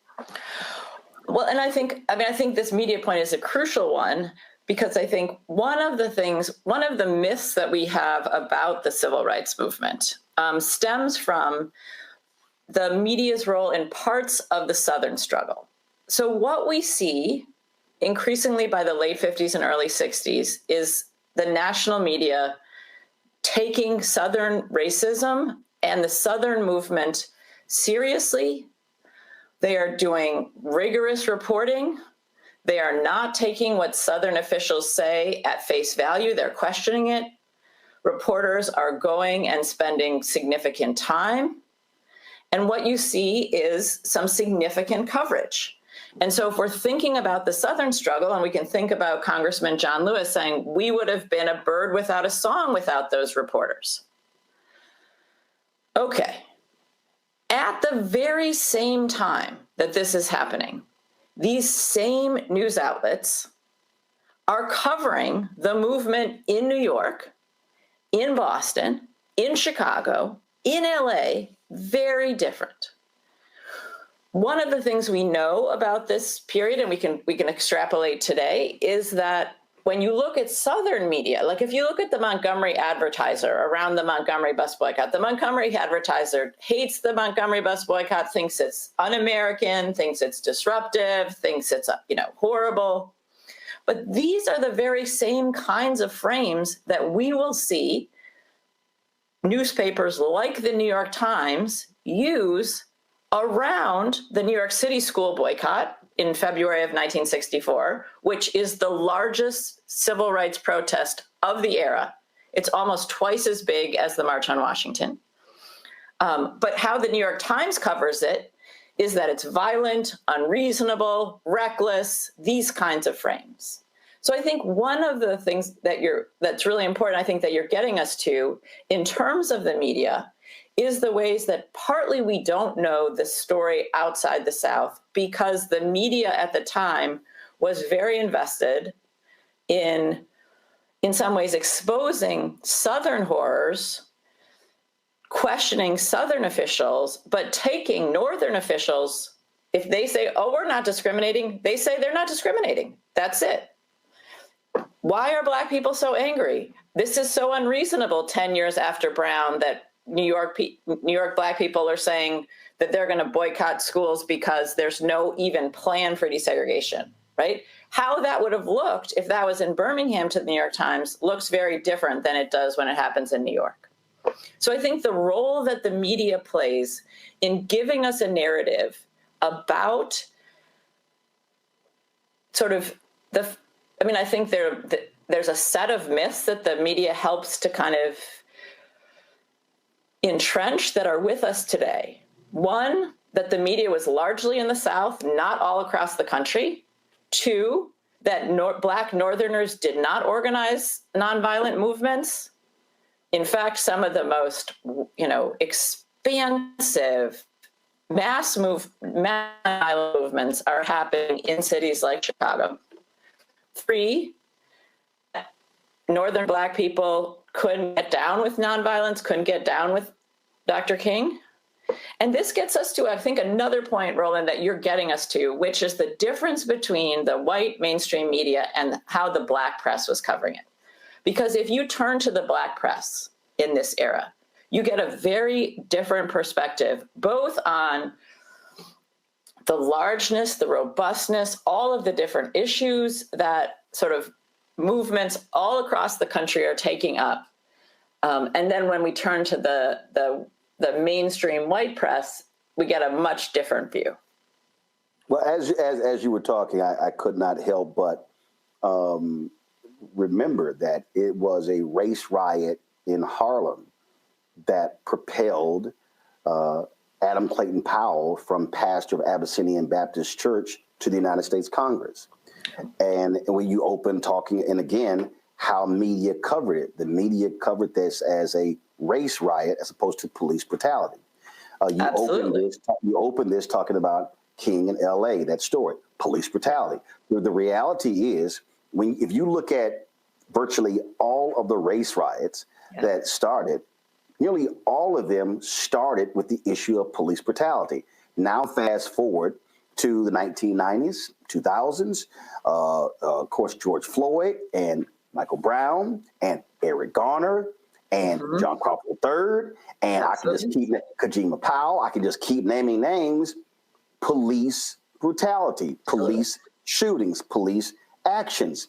And I think what you lay out is that's because what you talk in terms of how media covers it is because what I always try to explain to people, and which is not an indictment of every white person, but the reality is the folks who control mainstream white media, they are largely white men.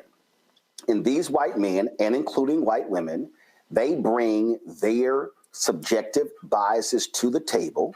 So therefore, when they're making editorial decisions, when in television stations, radio stations, newspaper, and now digital, they are seeing America, seeing the 50 states, seeing the cities, seeing the neighborhoods through the prism of their whiteness. And so if they don't even know, I mean, listen, the Kerner Commission, they didn't agree on a lot. What they did agree on is that there were two Americas, one white, one black, and they said the media needed to diversify.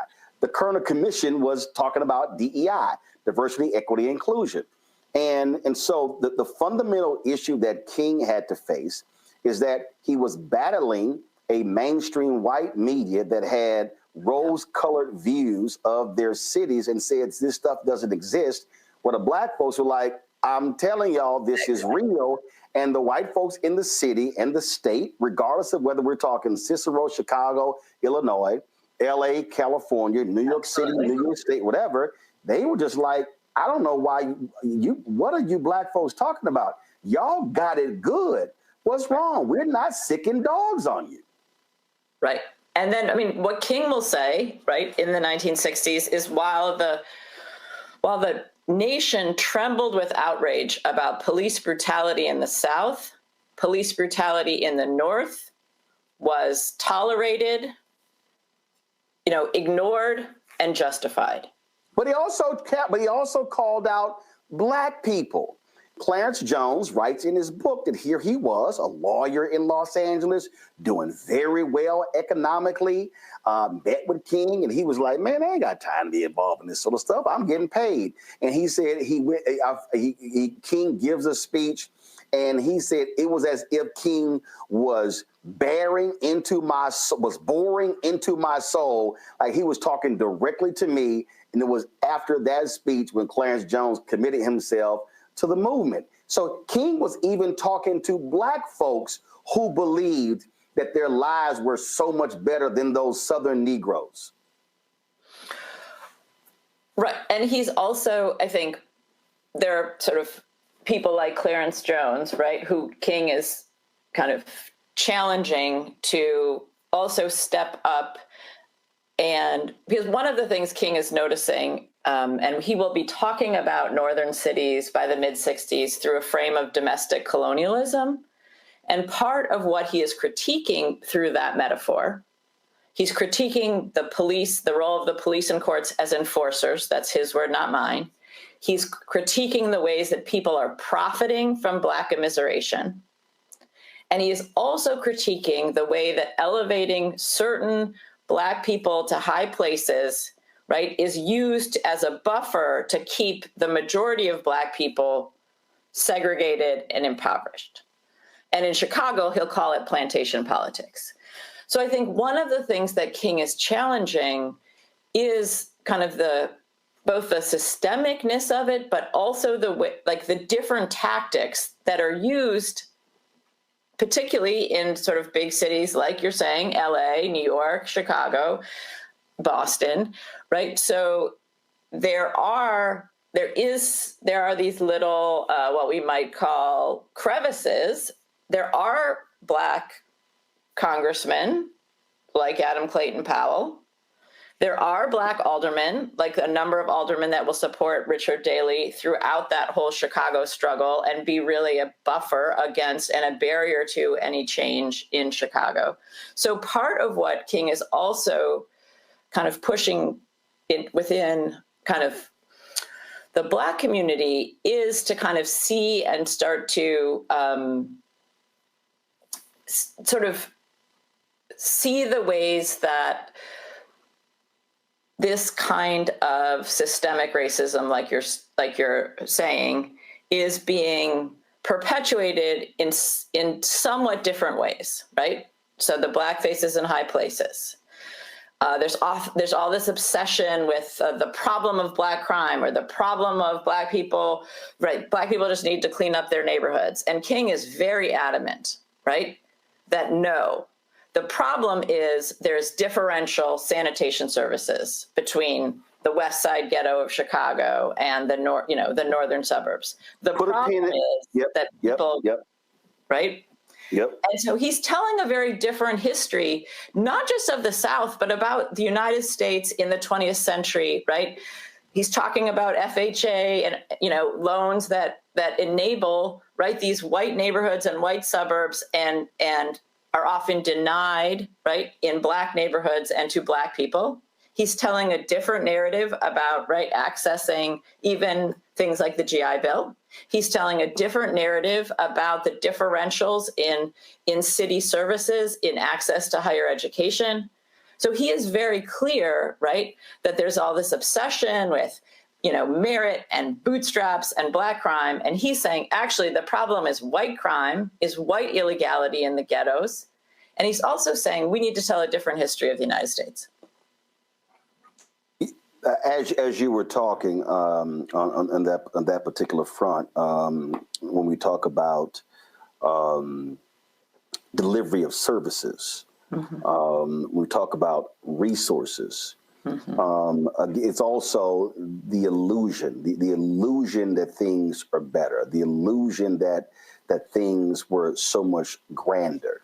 You had Blacks who fled the South, who were being threatened with death, who literally left land that they owned, that their families owned, because they were being threatened with death by the KKK and racist whites. Absolutely. who then travel up north, and now you're living in packed neighborhoods where you can't buy homes, where you can't even, in some cases, you couldn't even resell. You had Black folks who owned homes, and then if you wanted to sell the home, you had to get the permission of the person who you bought it from, which is just still crazy. And so then depressed values, therefore you can't build Black wealth. But the illusion was that, hey, but things are better. And so there's this conflict that is constantly going on. A few years ago, I was invited to give a speech at a church. It was an Episcopalian or maybe an Presbyterian church. I can't remember. It was a 50th anniversary of Dr. King giving a speech calling for, in essence, health care for all. That speech was in Chicago. It wasn't. I know. Health care for all. Right. I mean, he's taking on, one of the things that he's also zeroing in on, right, is that these conditions, these overcrowded conditions that you're saying, are not just happening by accident. They are happening by policy. They are happening by municipal decision, and they could happen differently. So one of the things they're doing in the Chicago campaign, they're organizing rent strikes, they're organizing tenant organizations. They are basically calling out the fact that Chicago at this point has incredibly kind of some of the most developed kind of building codes in the country, and yet they're not enforced, and they're particularly not enforced in the two Black ghettos, right, which are the Chicago's South Side and then Chicago's West Side. And so King is saying there is profit being made from this, again, segregation and ghettoization. He's also saying these services are distinctly different. They are choosing to make these services different, right? Schools in Black neighborhoods, for instance, are so overcrowded that in many cities, you see school officials, because they don't want to rezone Black students into white schools, moving Black schools to double session days.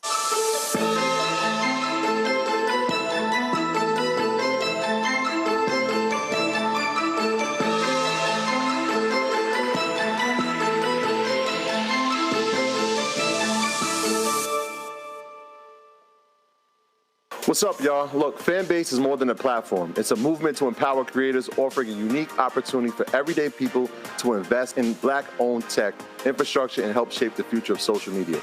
Investing in technology is essential for creating long-term wealth and influence in the digital age.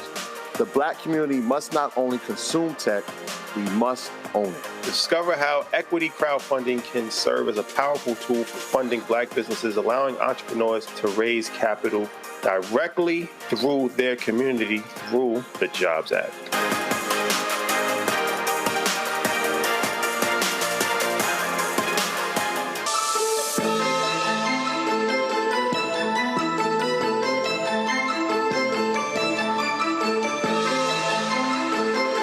The reason I keep going back to the media piece is because it goes back to the story you saw, the young man who was killed.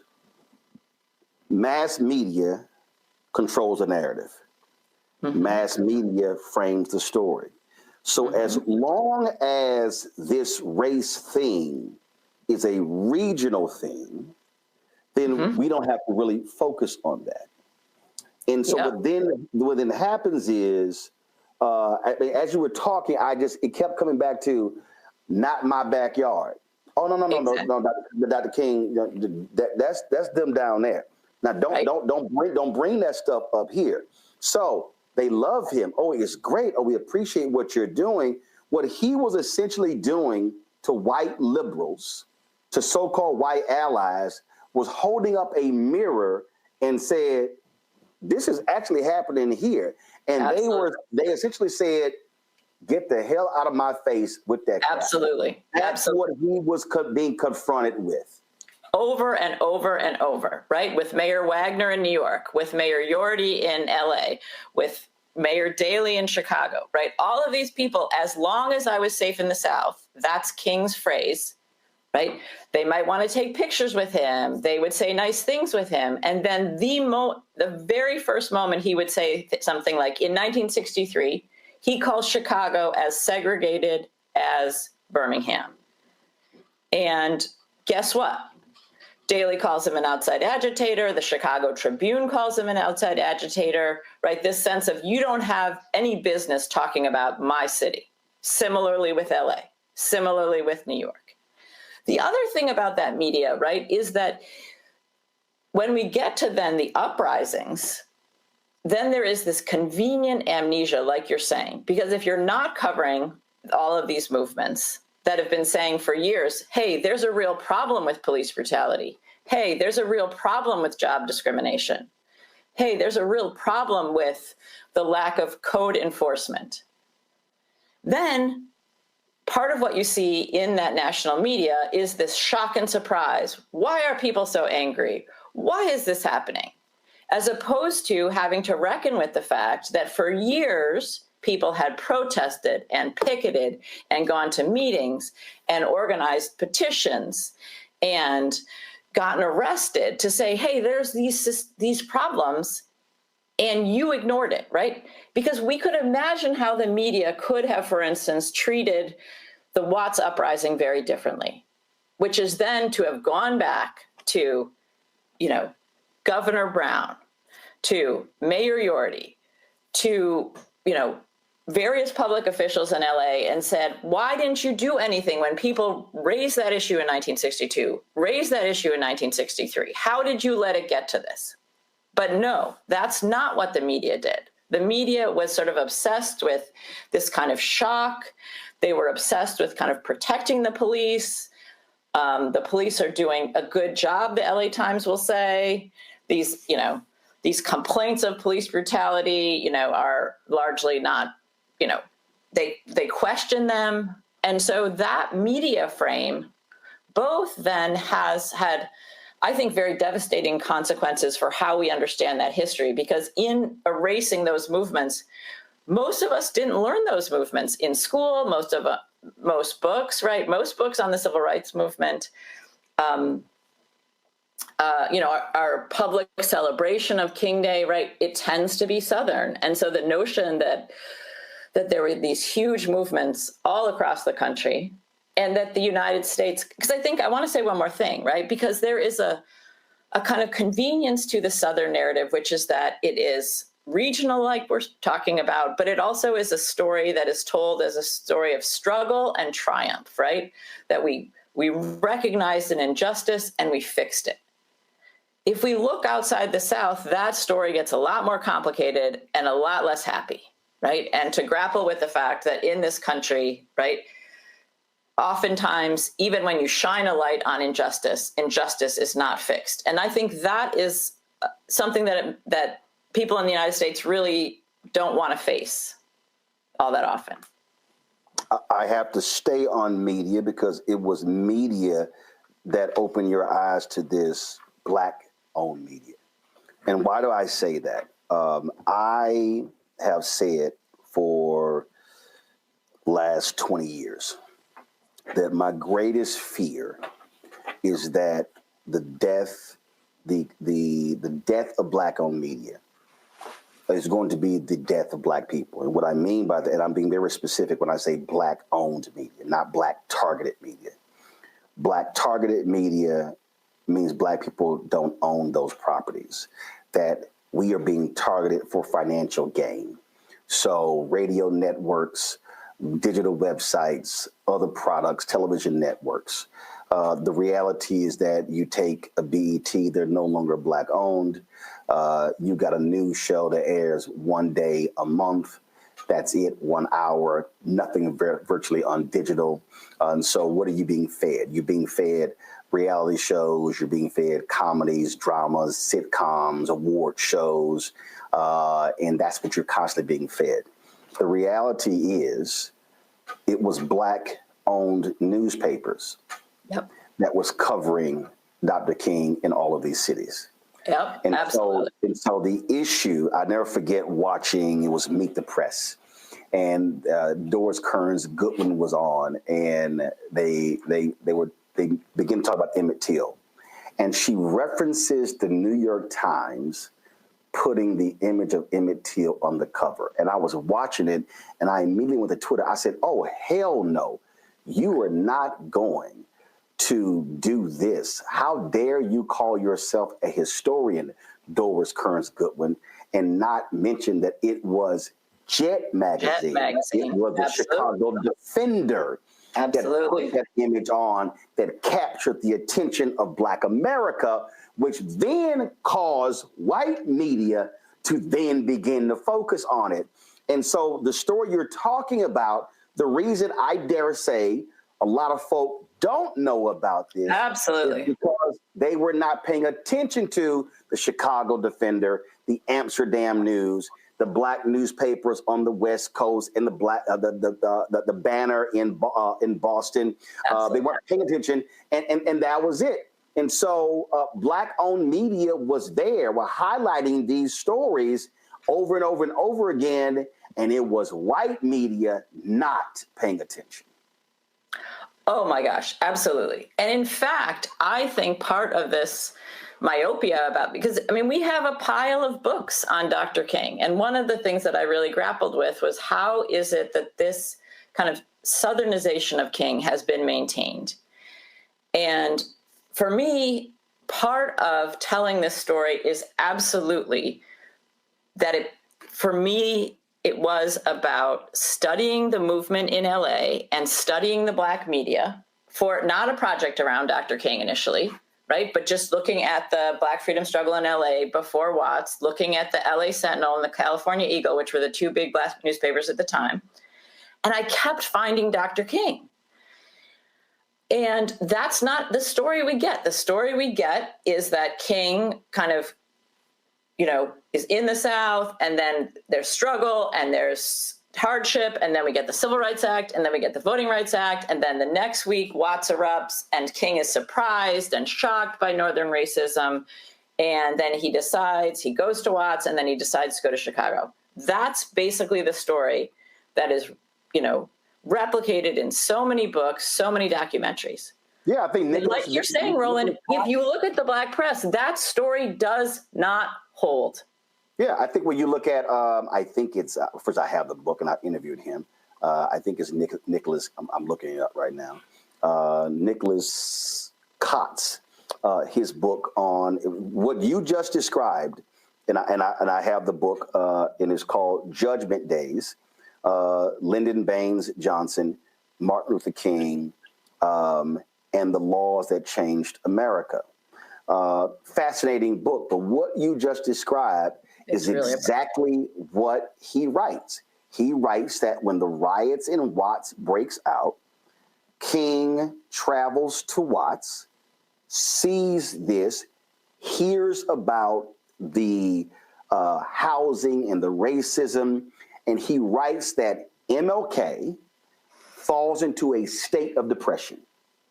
And he writes that LBJ, this is days after signing the Civil Rights Bill, Voting Rights Act, falls into a state of depression, that these two individuals are so, LBJ is shocked, mad, and pissed off that Black folks were not just, celebrating the signing of this law.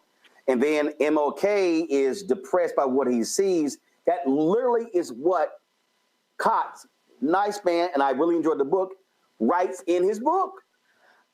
And it's just, I want to tell you a couple things. Number one, yes, is Dr. King depressed? Yes. But do you know what that depression is about? I think just like you're saying, if you think about people who were involved in the movement for Black lives, right?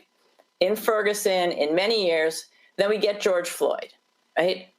That sense of trying and lifting up these issues and lifting up these issues, and here it has happened again, right? So I think part of, if you don't start in the Black press, if you don't start talking and listening to people, who are being, interviewed in the Black press, who are movement activists, for instance, in LA, right? Seeing King in those spaces, and then seeing the ways, the willful kind of rejection of King will call Prop 14, for instance, a vote for ghettos. He will call it one of the most shameful tragedies of the 20th century. He will say its passage is part of what lays the groundwork for the Watts uprising 9 months later. But, right, that all gets erased in that Dr. King is depressed and Johnson is so surprised. The second thing that gets erased is what is actually what Dr. King calls on Johnson to do, right? They have a call after Watts, and Johnson's wanting all this credit for like the war on poverty. He thinks the war on poverty programs are going to solve everything. And Dr. King cuts in and says, no, we have to deal with this, the kind of racial policies of people like Yorty and Parker. That's the police chief, right? So police brutality, school segregation, housing segregation. The war on poverty is not enough if you don't deal with the kind of racial inequality in the city. And Johnson doesn't want to hear that.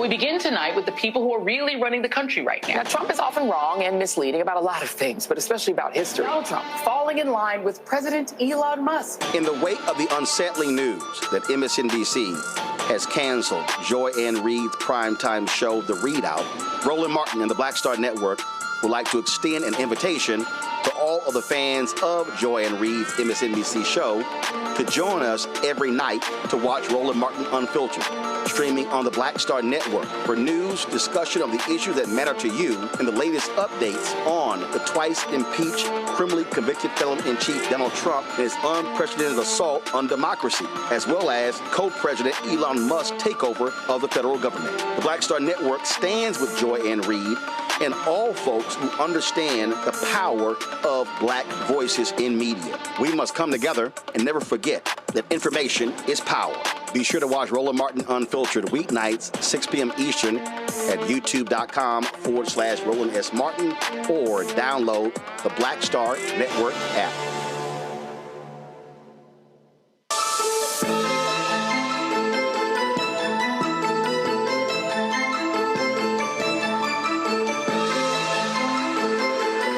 What's interesting is, as you were describing, King talking about these issues, I reflect back on reading and listening to speeches from Malcolm X. Mm-hmm. And so there are different stages of Malcolm X. Malcolm X was an individual who was constantly evolving. And the reality is when he's assassinated in 1965, is that was a Malcolm X who was moving to another evolution of who he was. And in the Organization for African American Unity actually wrote, and he was meeting with, that he was going to join forces with pastors and civil rights leaders to fight Absolutely. for black people. Absolutely. And in fact, as you know, he'd been down in Selma a few weeks before he's assassinated and meets with Coretta, and they have this really lovely meeting. And she talks about the much wanted, right, coming together of Malcolm and Martin, right? And she's devastated. Both kings are devastated when Malcolm is assassinated. I also think we have drawn even a kind of too sharp of a difference between them when you start to look at what Dr. King is supporting in in places like LA, right? Goes to LA and talking about the police murder of Ron Stokes in 1962, right? That's what Malcolm is doing there. Goes to New York, talking about and joining with, around the New York City school boycott, as is Malcolm, around the protests against kind of racist construction unions. Dr. King will call his favorite union New York's 1199. That's the only union that Malcolm X speaks in front of. So I also think sometimes we miss, in many ways, the overlaps of the kinds of movements that both of them are supporting, particularly as we get into the, 62, 63, 64, and then the cutting short of Malcolm's life. So the reason what I found to be very interesting is that when Malcolm X was going after, highly criticizing these black preachers, and he was attacking them in speeches and on television, he was literally talking about slumlords in Harlem. Absolutely. He was literally talking about racism in the North. Absolutely. Now, here's what a lot of people want to also ignore. One of the major reasons a lot of people try to focus on infidelity of Elijah Muhammad and Malcolm X's criticism of that. No. But a huge part of Malcolm X's disillusionment with the Nation of Islam was that when Nation of Islam had members who were beaten and killed by cops, they were always told to stand down by Elijah Muhammad. So Malcolm X is frustrated that we're saying one thing, we're not going to tell the chief, we're going to respond, and he's like, we never respond. So these two forces, to your point, were literally talking about the exact same thing. The difference was Malcolm X did not like that approach of King and others that he felt was assimilation, being cowards, just trying to acquiesce and appease the white man. But again, after Malcolm X goes to Mecca, he literally comes back and realizes that, one, hey, white folks, y'all let black folks let us do what we do, but I'm actually in the same boat with them because we're trying to fight the exact same thing. He was dealing with racism, systemic racism in the North, while he was sitting here ripping King in the South, it was kind of like, we're in the same boat. Oh, absolutely. And I think Malcolm is more complicated than we often see him, right? We can think about Message to the Grassroots, his critique of the March on Washington, but where is Malcolm during the March on Washington? He's in Washington, D.C., and he's made it known if people need him, he is there. Yeah, right? privately met with Ruby Dee and Ossie Davis. Absolutely, right? He is, I mean, like if we think about what are King and Malcolm doing in L.A., right? They're both like you're saying, I totally agree, right? I think there's been all this attention to, Malcolm growing, disillusionment with Elijah Muhammad around the infidelity. But I think this split really sort of begins much more, or not begins, but gets much more like palpable in 1962 when he's gone to LA because Ron Stokes has been killed. A number of other unarmed members of the nation have been injured, and people are building a movement, and Malcolm is kind of coming together with that movement, and then Elijah Muhammad makes him leave. And that happened, and he keeps, this kind of wanting to walk the walk and not just talk about it, but like you're saying, be able to be organizing, be doing kind of pushing for the kinds of change and being held back. So I think there's no way to understand the split as a kind of Malcolm's growing disillusionment with not being able to make that political rhetoric into actual movement on the ground. One of the things that I found to be interesting as you lay out, you talk about King's travel to the point he wasn't traveling just to the South. Tempe, Arizona. Where were, in your research, we think about large cities. We think about Chicago, Los Angeles, New York City, Boston. But where were some of the outer way places he was also calling out Northern racism? I mean, and I think before we know that Dr. King traveled a lot, but I think we've really reduced that to, it's about fundraising. Right, or getting an award, or he was getting just awards, talking. Right? He was just talking. Right, he's just talking, right? And I think one of the things that and again, really seeing this through the eyes of the Black press, that he is showing up for so many people's struggles, right? So people are saying, we're organizing. So how does he get involved with 1199 in New York? They're going to strike. First of all, what's 1199? Thank you. 1199 is the Hospital and Healthcare Workers Union in New York. And in 1959, they are trying to organize the lowest paid hospital workers, which are Black and Puerto Rican women working kind of a split shift. They're kind of like orderlies. They come in the morning and then they come in. They have to come in again at night. They're working their wages are so low, Dr. King says, that you can't even call them wages. And so they're organizing a strike. And they meet with Dr. King, and Dr. King says, count me in, call on me. And this is one of the things that I think we also have not understood about his leadership, which is that part of what is in this travel is Dr. King showing up and being, as we talk about today, showing up for sort of people's work, showing up for people's struggles, right? That's a key facet of his leadership as he sees it. And so he just travels, the amount of travel, the amount of exhaustion, right? To be able to do that and to really prioritize that. I think we've really missed that. I think the other thing we miss is how often, again, like you're saying, we assume he's getting awards. And then when you actually listen to what he's saying, he's constantly, right, reminding his audience that there is a problem here too, right? You've invited me, even in some of these where he's been invited just to talk about the movement in Birmingham or the movement in Selma, or, he's not stopping there, right? He's also talking about what's happening right there, wherever he is, whether it's Tempe, whether it's in Iowa, whether it's in Cincinnati, whether it's in,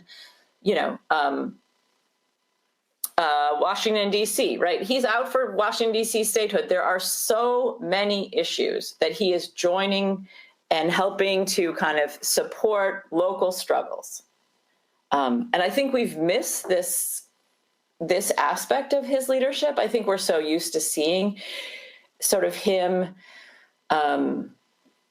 kind of at a distance, right? That this way that he shows up and that he also is learning and then constantly kind of expanding sort of how he sees the kind of segregation and white supremacy.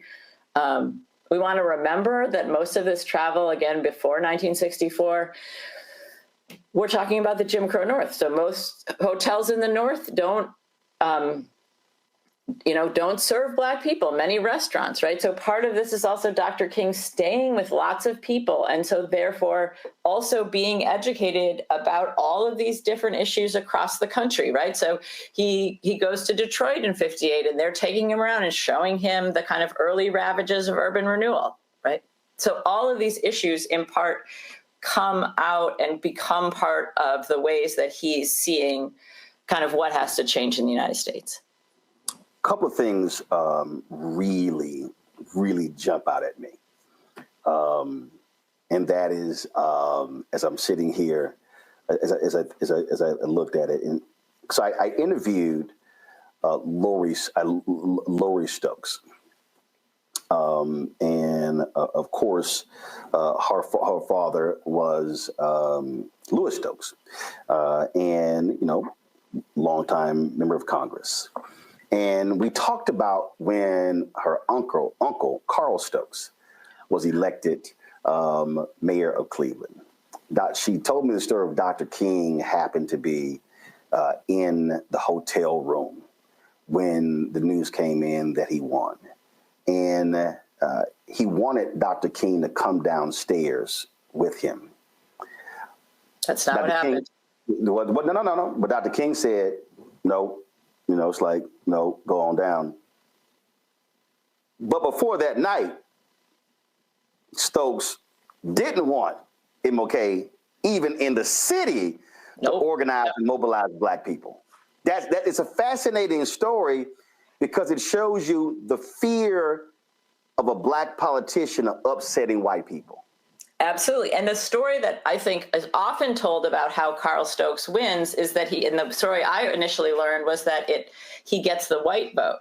But when you actually look at what happens and what brings Carl Stokes to victory, particularly in that primary, is the fact that there's this massive Black turnout, right? That many Black organizations in the city, and including SCLC, and King spends a lot of time in Cleveland doing that kind of voter turnout, doing that kind of voter registration, and that it is Black turnout that changes the game for Carl Stokes in that primary. 2 years before he'd lost to, who becomes Mayor Locher, and then he wins that primary, and it is Black turnout that changes the game. Again, let's peel back.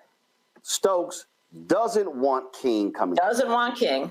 Doesn't want him doing anything. Nope. And he narrowly loses. He narrowly loses. King rebuffs him, says, I'm still coming. But, and this is which is why it's so important today, Black people in Cleveland said he can't win, so therefore I'm not going to vote. I talk about the New York Times did a story. A group of they talked to a group of Black voters after Trump was inaugurated. And there was a woman, a 39-year-old Black woman in Milwaukee, who said, a teacher's aide, who said she did not vote because she thought Trump was going to win. Well, you not voting guaranteed he was going to win. So if 100 or 200,000 others thought like you, that's how Trump won. Well, that was the case. Stokes doesn't win because Black people said, hey, he ain't got a shot. But MLK understands Black power and is spending lots of time talking to people, walking the streets, mobilizing, organizing. That's how Stokes wins. So here you have, Carl Stokes, you were scared to have King stand with you and you lose. And then when King stands with you and puts in the work, he wins. Right. And that idea of Black power, that organized Black political power, we see it in Cleveland, but yeah, Carl Stokes being afraid. And the story I heard is that Stokes does not want him, even that victory night, anywhere near him. That what King and Abernathy say is that Stokes said he was going to call and he does not call. But that Black turnout, that Black organization by sort of Black organizations in Cleveland and SCLC changes the game. But here's what you mentioned Black power, because that's also part of the deal there. King would not publicly rip Stokely Carmichael. Nope. But even in his book, Where Do We Go From Here in Chaos or Community, King said Black power is nothing but a slogan. There was no agenda behind it. And so in this case, he viewed Black power differently. And so where they differed, he simply felt that Stokely just saying Black power didn't achieve anything that needed to be agenda behind it. So him understanding that if we mobilize, organize to get a Carl Stokes elected, that is actual Black power. Absolutely. And he meets with one of the interesting things 3 weeks before he's assassinated. He goes by Amiri and Amina Baraka's apartment and visits Baraka, and sort of some of the initial kind of organizing an idea with what will become, right, the convention movement that Baraka will work on, and then ultimately the National Black Political Convention in Gary begins in those conversations that day, right, about what does it mean to coalesce national Black political power, right? And King will joke with Stokely, right, let's get the power. We don't like not the slogan. And then King is like, but we got the slogan and not the power. So this idea that also, again, if we see part of what Dr. King is doing is constantly kind of doubling down and kind of going deeper. And part of that is about seeing that it's not just about an individual vote, right? It's about what collectively that vote can do. Because again, in many places in the North, Black people could vote, but that did not mean they could protect their interests, right? And that therefore what sort of real voting rights, what real voting power looked like was building kind of organized Black political power, and then, also around economic power, but that's, we could talk about that too.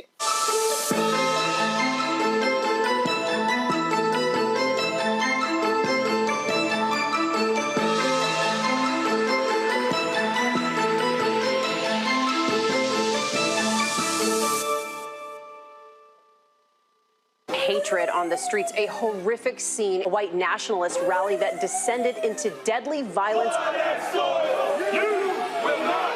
White people are losing their damn minds.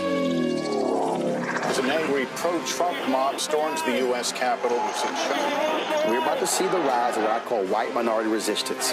We have seen white folks in this country who simply cannot tolerate Black folks voting. I think what we're seeing is the inevitable result of violent denial. This is part of American history. Every time that people of color have made progress, whether real or symbolic, there has been what Carol Anderson at Emory University calls white rage as a backlash. This is the rise of the Proud Boys and the Boogaloo Boys. America, there's going to be more of this. Here's all the Proud Boys, guys. This country is getting increasingly racist in its behaviors and its attitudes because of the fear of white people. The fear that they're taking our jobs, they're taking our resources, they're taking our women. This is white fear.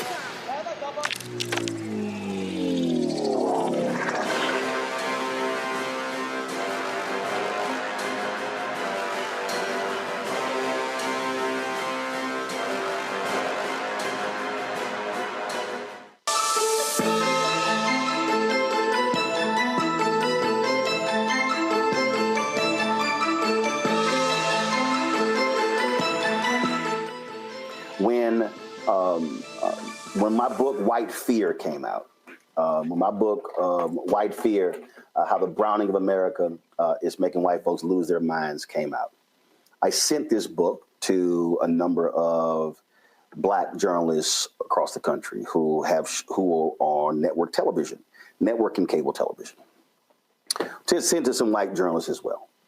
And a Black journalist, I'm not going to say who, hits me up and says that that when the book was taken to this host producers, the white producers did not like the title of my book. The title is White Fear, How the Browning of America is Making White Folks Lose Their Minds.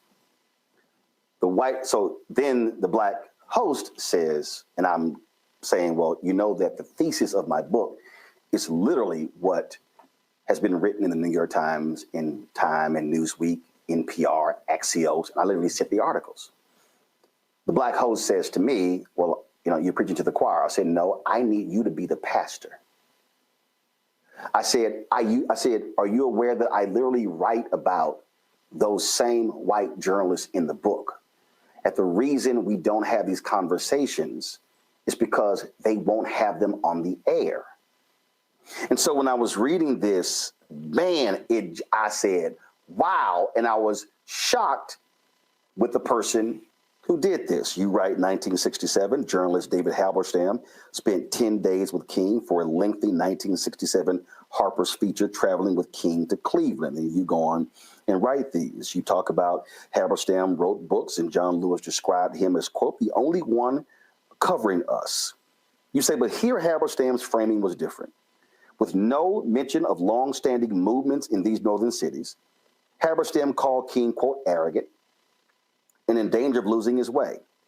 Halberstam longed for the, quote, heady days, unquote, when King was, quote, was our beloved, unquote. In northern ghettos, Halberstam claimed the schools are terrible, but there's no one man making them bad by his own ill will. The jobs are bad, but the reasons Negroes aren't ready for decent jobs are complicated, unquote. Then you say this here, which really jumps out at me. You said, for Halberstam, northern injustice might be bad, but its causes were amorphous, and northern blacks weren't necessarily, quote, ready, unquote, for decent jobs anyway. Now, this is somebody, and I have a number of his books, who has been hailed as this paragon of virtue, this amazing journalist, this unbelievable empathetic writer who frankly made his bones. He made his career covering Nashville. It was built on covering the Black freedom movement, some call the civil rights movement. Yep. And so here's a white journalist, a white male journalist who they believe really understood us. And when I see this, that northern blacks weren't necessarily ready for decent jobs anyway, I thought about John Wayne, who was a white supremacist, who literally said that blacks weren't even ready for integration. When I see that, so this is a fundamental problem here, where this is a white male journalist who is beloved, who frames King in a way, and he is shaping the national narrative. So when you read his article, well, if Halberstam says that, well, it must be true. And over, we see that word arrogant being used against Dr. King a lot in these years, and particularly when he starts, again, to turn his, when he's talking about, a Cleveland or a New York or an LA, now he's arrogant, He's out of his place.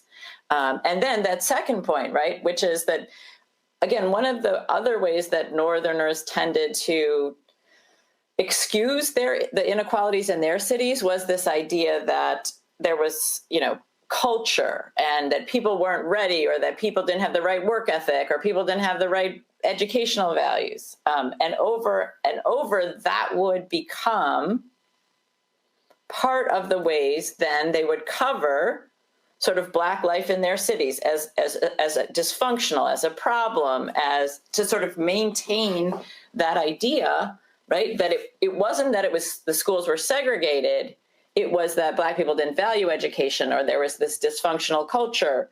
It wasn't that we had differential segregation in parts of the city. It was that Black people didn't clean up their neighborhoods, And so here we see somebody like David Halberstam, like you're saying, who makes his career, right, covering Nashville, covering the civil rights movement.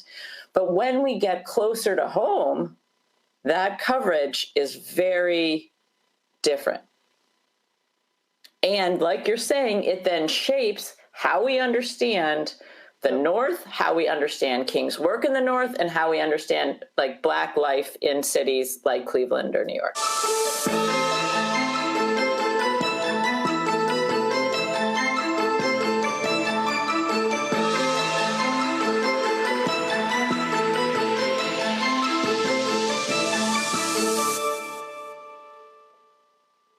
Hello, I'm Isaac Hayes III, founder and CEO of Fanbase. Listen to what I'm about to tell you.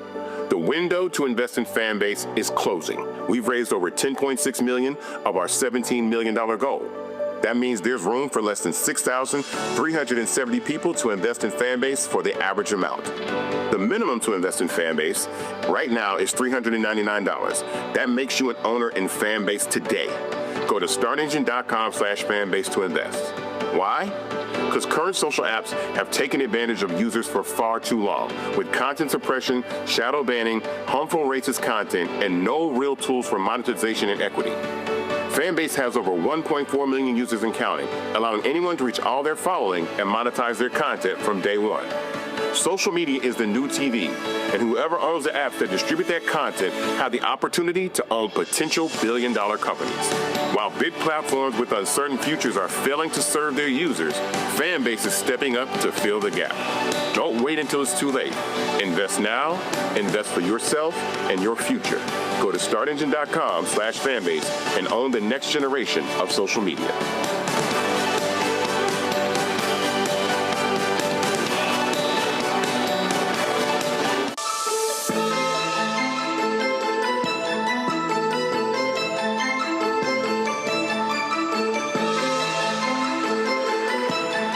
Two more questions. The first question I'll ask is, and I ask every author this here, in your writing, in your research, in your interviews, what was the wow moment for you? What was the moment that caused you to go, oh my God, this is crazy. I can't believe this, or I never even knew this? I mean, I think the wild moment is like sort of starting in that research in LA and being like, wait a sec. All these books make it seem like King just discovers the problem of Black people in LA. After this was not the book this was not what you were researching. No. Go ahead. So that, and then once you ask the question, it's sort of like, those, kaleidoscopes we had as kids, right? Where you turn and then all of a sudden the whole picture changes. And so in some ways, when I started asking that question, when I started saying, okay, maybe this story we've been told about King discovering the North post-1965, about Northern Black people not having an interest in King, maybe that story is not what we have been told. And then just finding it everywhere. So both he is everywhere, joining with movements all around this country, not discovering Northern racism, because in fact, he had gone to school in the North. And so King at age 20, right, has experienced housing discrimination and housing segregation because he's lived it.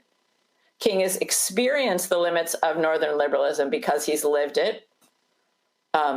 So again, the whole kind of way that the story that still persists had so many holes in it. I think that was the most surprising thing. It wasn't one revelation. It was just how much there was to find and how much things that we thought we knew, right? I knew he'd gone to BU. I knew he'd gone to Crozier. But the way we tend to talk about that is who's he studying with? What's he studying? Not where is he and how is that experience going to affect how he thinks about this country and the world? Second to last question. I thought I had two, but one just jumped up. I think it's really important because oftentimes it is grossly overlooked. How critical was his wife, Coretta Scott King, to this as well? We only view him as one-dimensional. She is portrayed as the woman who went on the road. She sang, she raised money, and then she went back home to take care of the kids and to tend to the house. That's not the fact. The reality is a lot of his thinking derived from her arriving at that place before he did. Absolutely. I mean, I think we need to understand sort of how fierce and how, I mean, in many ways, when they meet, she's more of a political activist than he is. Coretta Scott goes to Antioch College in Ohio. It is both an expanding experience, but she also, like King, encounters kind of Northern racism, the limits of Northern liberalism. At Antioch, she's introduced to the Progressive Party. They're running a third-party challenge in 1948, right, against Truman and the Democrats on issues domestically of segregation, on issues in terms of foreign policy, a kind of anti-Cold War militarism. So in some ways, many of us associate kind of the triple evils, right, of racism, poverty, and militarism, right, with those last years of his life. Those ideas, and now I'm not saying they don't deepen and ripen, but those ideas are already there when he meets her in 1952. Coretta Scott has met Paul Robeson, has met Bayard Rustin before she meets Martin Luther King, right? She meets both of those men through her work as a student delegate and work with the Progressive Party. So who she is when they meet. When they get married, just to tell you a story, when they get married in 1953, she insists she won't wear white. She doesn't wear a long dress. She wears a tea-length light blue dress. And she insists to her very imposing father-in-law to take Obey out of their vows because it makes her feel like an indentured servant. Okay, so this is who Coretta Scott is and who is Martin Luther King's beloved. And again, 1953, this is not 1968, right? 1953, no Obey. She keeps her name, right? Despite the fact that the press often just will refer to her as Mrs. Martin Luther King, if you hear her, she is always Coretta Scott King. That global perspective that we often associate, again, with the last years of his life, she has much earlier. For instance, 1962, she joins a Women's Strike for Peace delegation to Geneva around pressuring the United States and the Soviet Union to sign a nuclear test ban treaty. She's very sort of committed to kind of global peace, anti-nuclear. She leads a march in 1963 to the UN. She meets with the head of the UN. So these global issues. And then when he gets the Nobel Prize in 1964, she talks about it as both a joy, but she also sees it as a burden because she sees them having a much greater responsibility to the world, and in particular to coming out against US policy in Vietnam. And from 1965 on, she is out against the war in Vietnam. And this is tremendously controversial. It's tremendously brave, right? And she's really leading the country. She's leading him, but she's also leading the country around this issue. And again, I think we often see we miss, right, that like you're saying, many of Dr. King's sort of ideas are being shaped in conversation, in her politics as well. Last question. What if we apply what King was trying to do outside of the South, then what lessons do we take from this today in terms of how we should be approaching what's happening in this country? What is happening in this country, I fundamentally believe, is not a South versus North, but as a city, urban problem, and everywhere else, it's nirvana, it's heaven. So I think there's a number of lessons. The first is part of, again, looking at the King of the North is about also challenging the misuse of Dr. King against movements today. Right? My students talk about how King is often rolled out as the ultimate gaslight, right? Against Black Lives Matter, against the Palestine protests, right? You're not doing it right. Be more like Martin. He was respectable. He was passive. And in many ways, missing that the very same criticisms of young people today, young activists today, are being waged against Dr. King, right? So that's the first lesson, right? Is what does it mean to be more like King, right? To be more like King is, in fact, like many young activists today. The second is that King is a believer in nonviolence, but that nonviolence is about disrupting the status quo. It's disrupting the comfort of inequality. And so that nonviolence is bus boycotts, it's sit-ins, it's rent strikes, it's school boycotts, it's disrupting city life. One of my favorite quotes from Dr. King in 1964, Brooklyn Core they've been protesting housing and school segregation and job discrimination in the city and gotten very little change. And so they decide they're going to stall cars on the freeway out to the World's Fair. The World's Fair is opening in Queens in 1964 in New York City. And as you might imagine, Black moderates, white moderates, city leaders go crazy. This is horrible. How could they do that? And they try to get Dr. King to come out against this. And he refuses. And he says, we do not need allies more devoted to order than to justice, right? And then he says, I've heard a lot of talk about our direct action alienating our friends. If our direct action alienates our friends, they never were really our friends. Right? So I think that the necessity of disrupting the comfort of inequality, the comfort of injustice. And then I think the third lesson we get from sort of both Kings is the ability to double down, right? To go bigger, go wider, right? That I think sometimes we forget how hard it is and how scary it is and how scared they are, right? That part of what people like Martin Luther King and Coretta Scott King bring is the ability to move within fear, not that they stop being scared, right? So I think we have to disabuse ourselves of this idea that you just move past fear. No. But also their ability to double down, that in the face of pressure, in the face of opposition, in the face of threats, to both stand fast and then also to go bigger and go harder. Folks, the book is King of the North, Martin Luther King Jr.'s life of struggle outside the South. Jeanne Theoharis. Jeanne, it's great that you were researching something else and stumbled upon the amazing work that Reverend Dr. Martin Luther King Jr. was doing there in the North. I did not ask this question, but I'll make the statement, and I'm sure you agree because your reporting lays it out. The other thing is this here, King was criticized for people that say, oh, he's swooping in. But the reality is he was called by people to come in. King supported local efforts on the ground. It wasn't about him stealing attention. When he was called, he was elevating what the local folks were doing and giving them credit and backing up what the fights they were doing on the ground as well. And so that's too often, I think, a mistake that people make as well, thinking he was just swooping in for all the attention. No, he was helping local organizers amplify their work. Thank you. Appreciate it. Fascinating book. Thanks a lot. Thanks so much.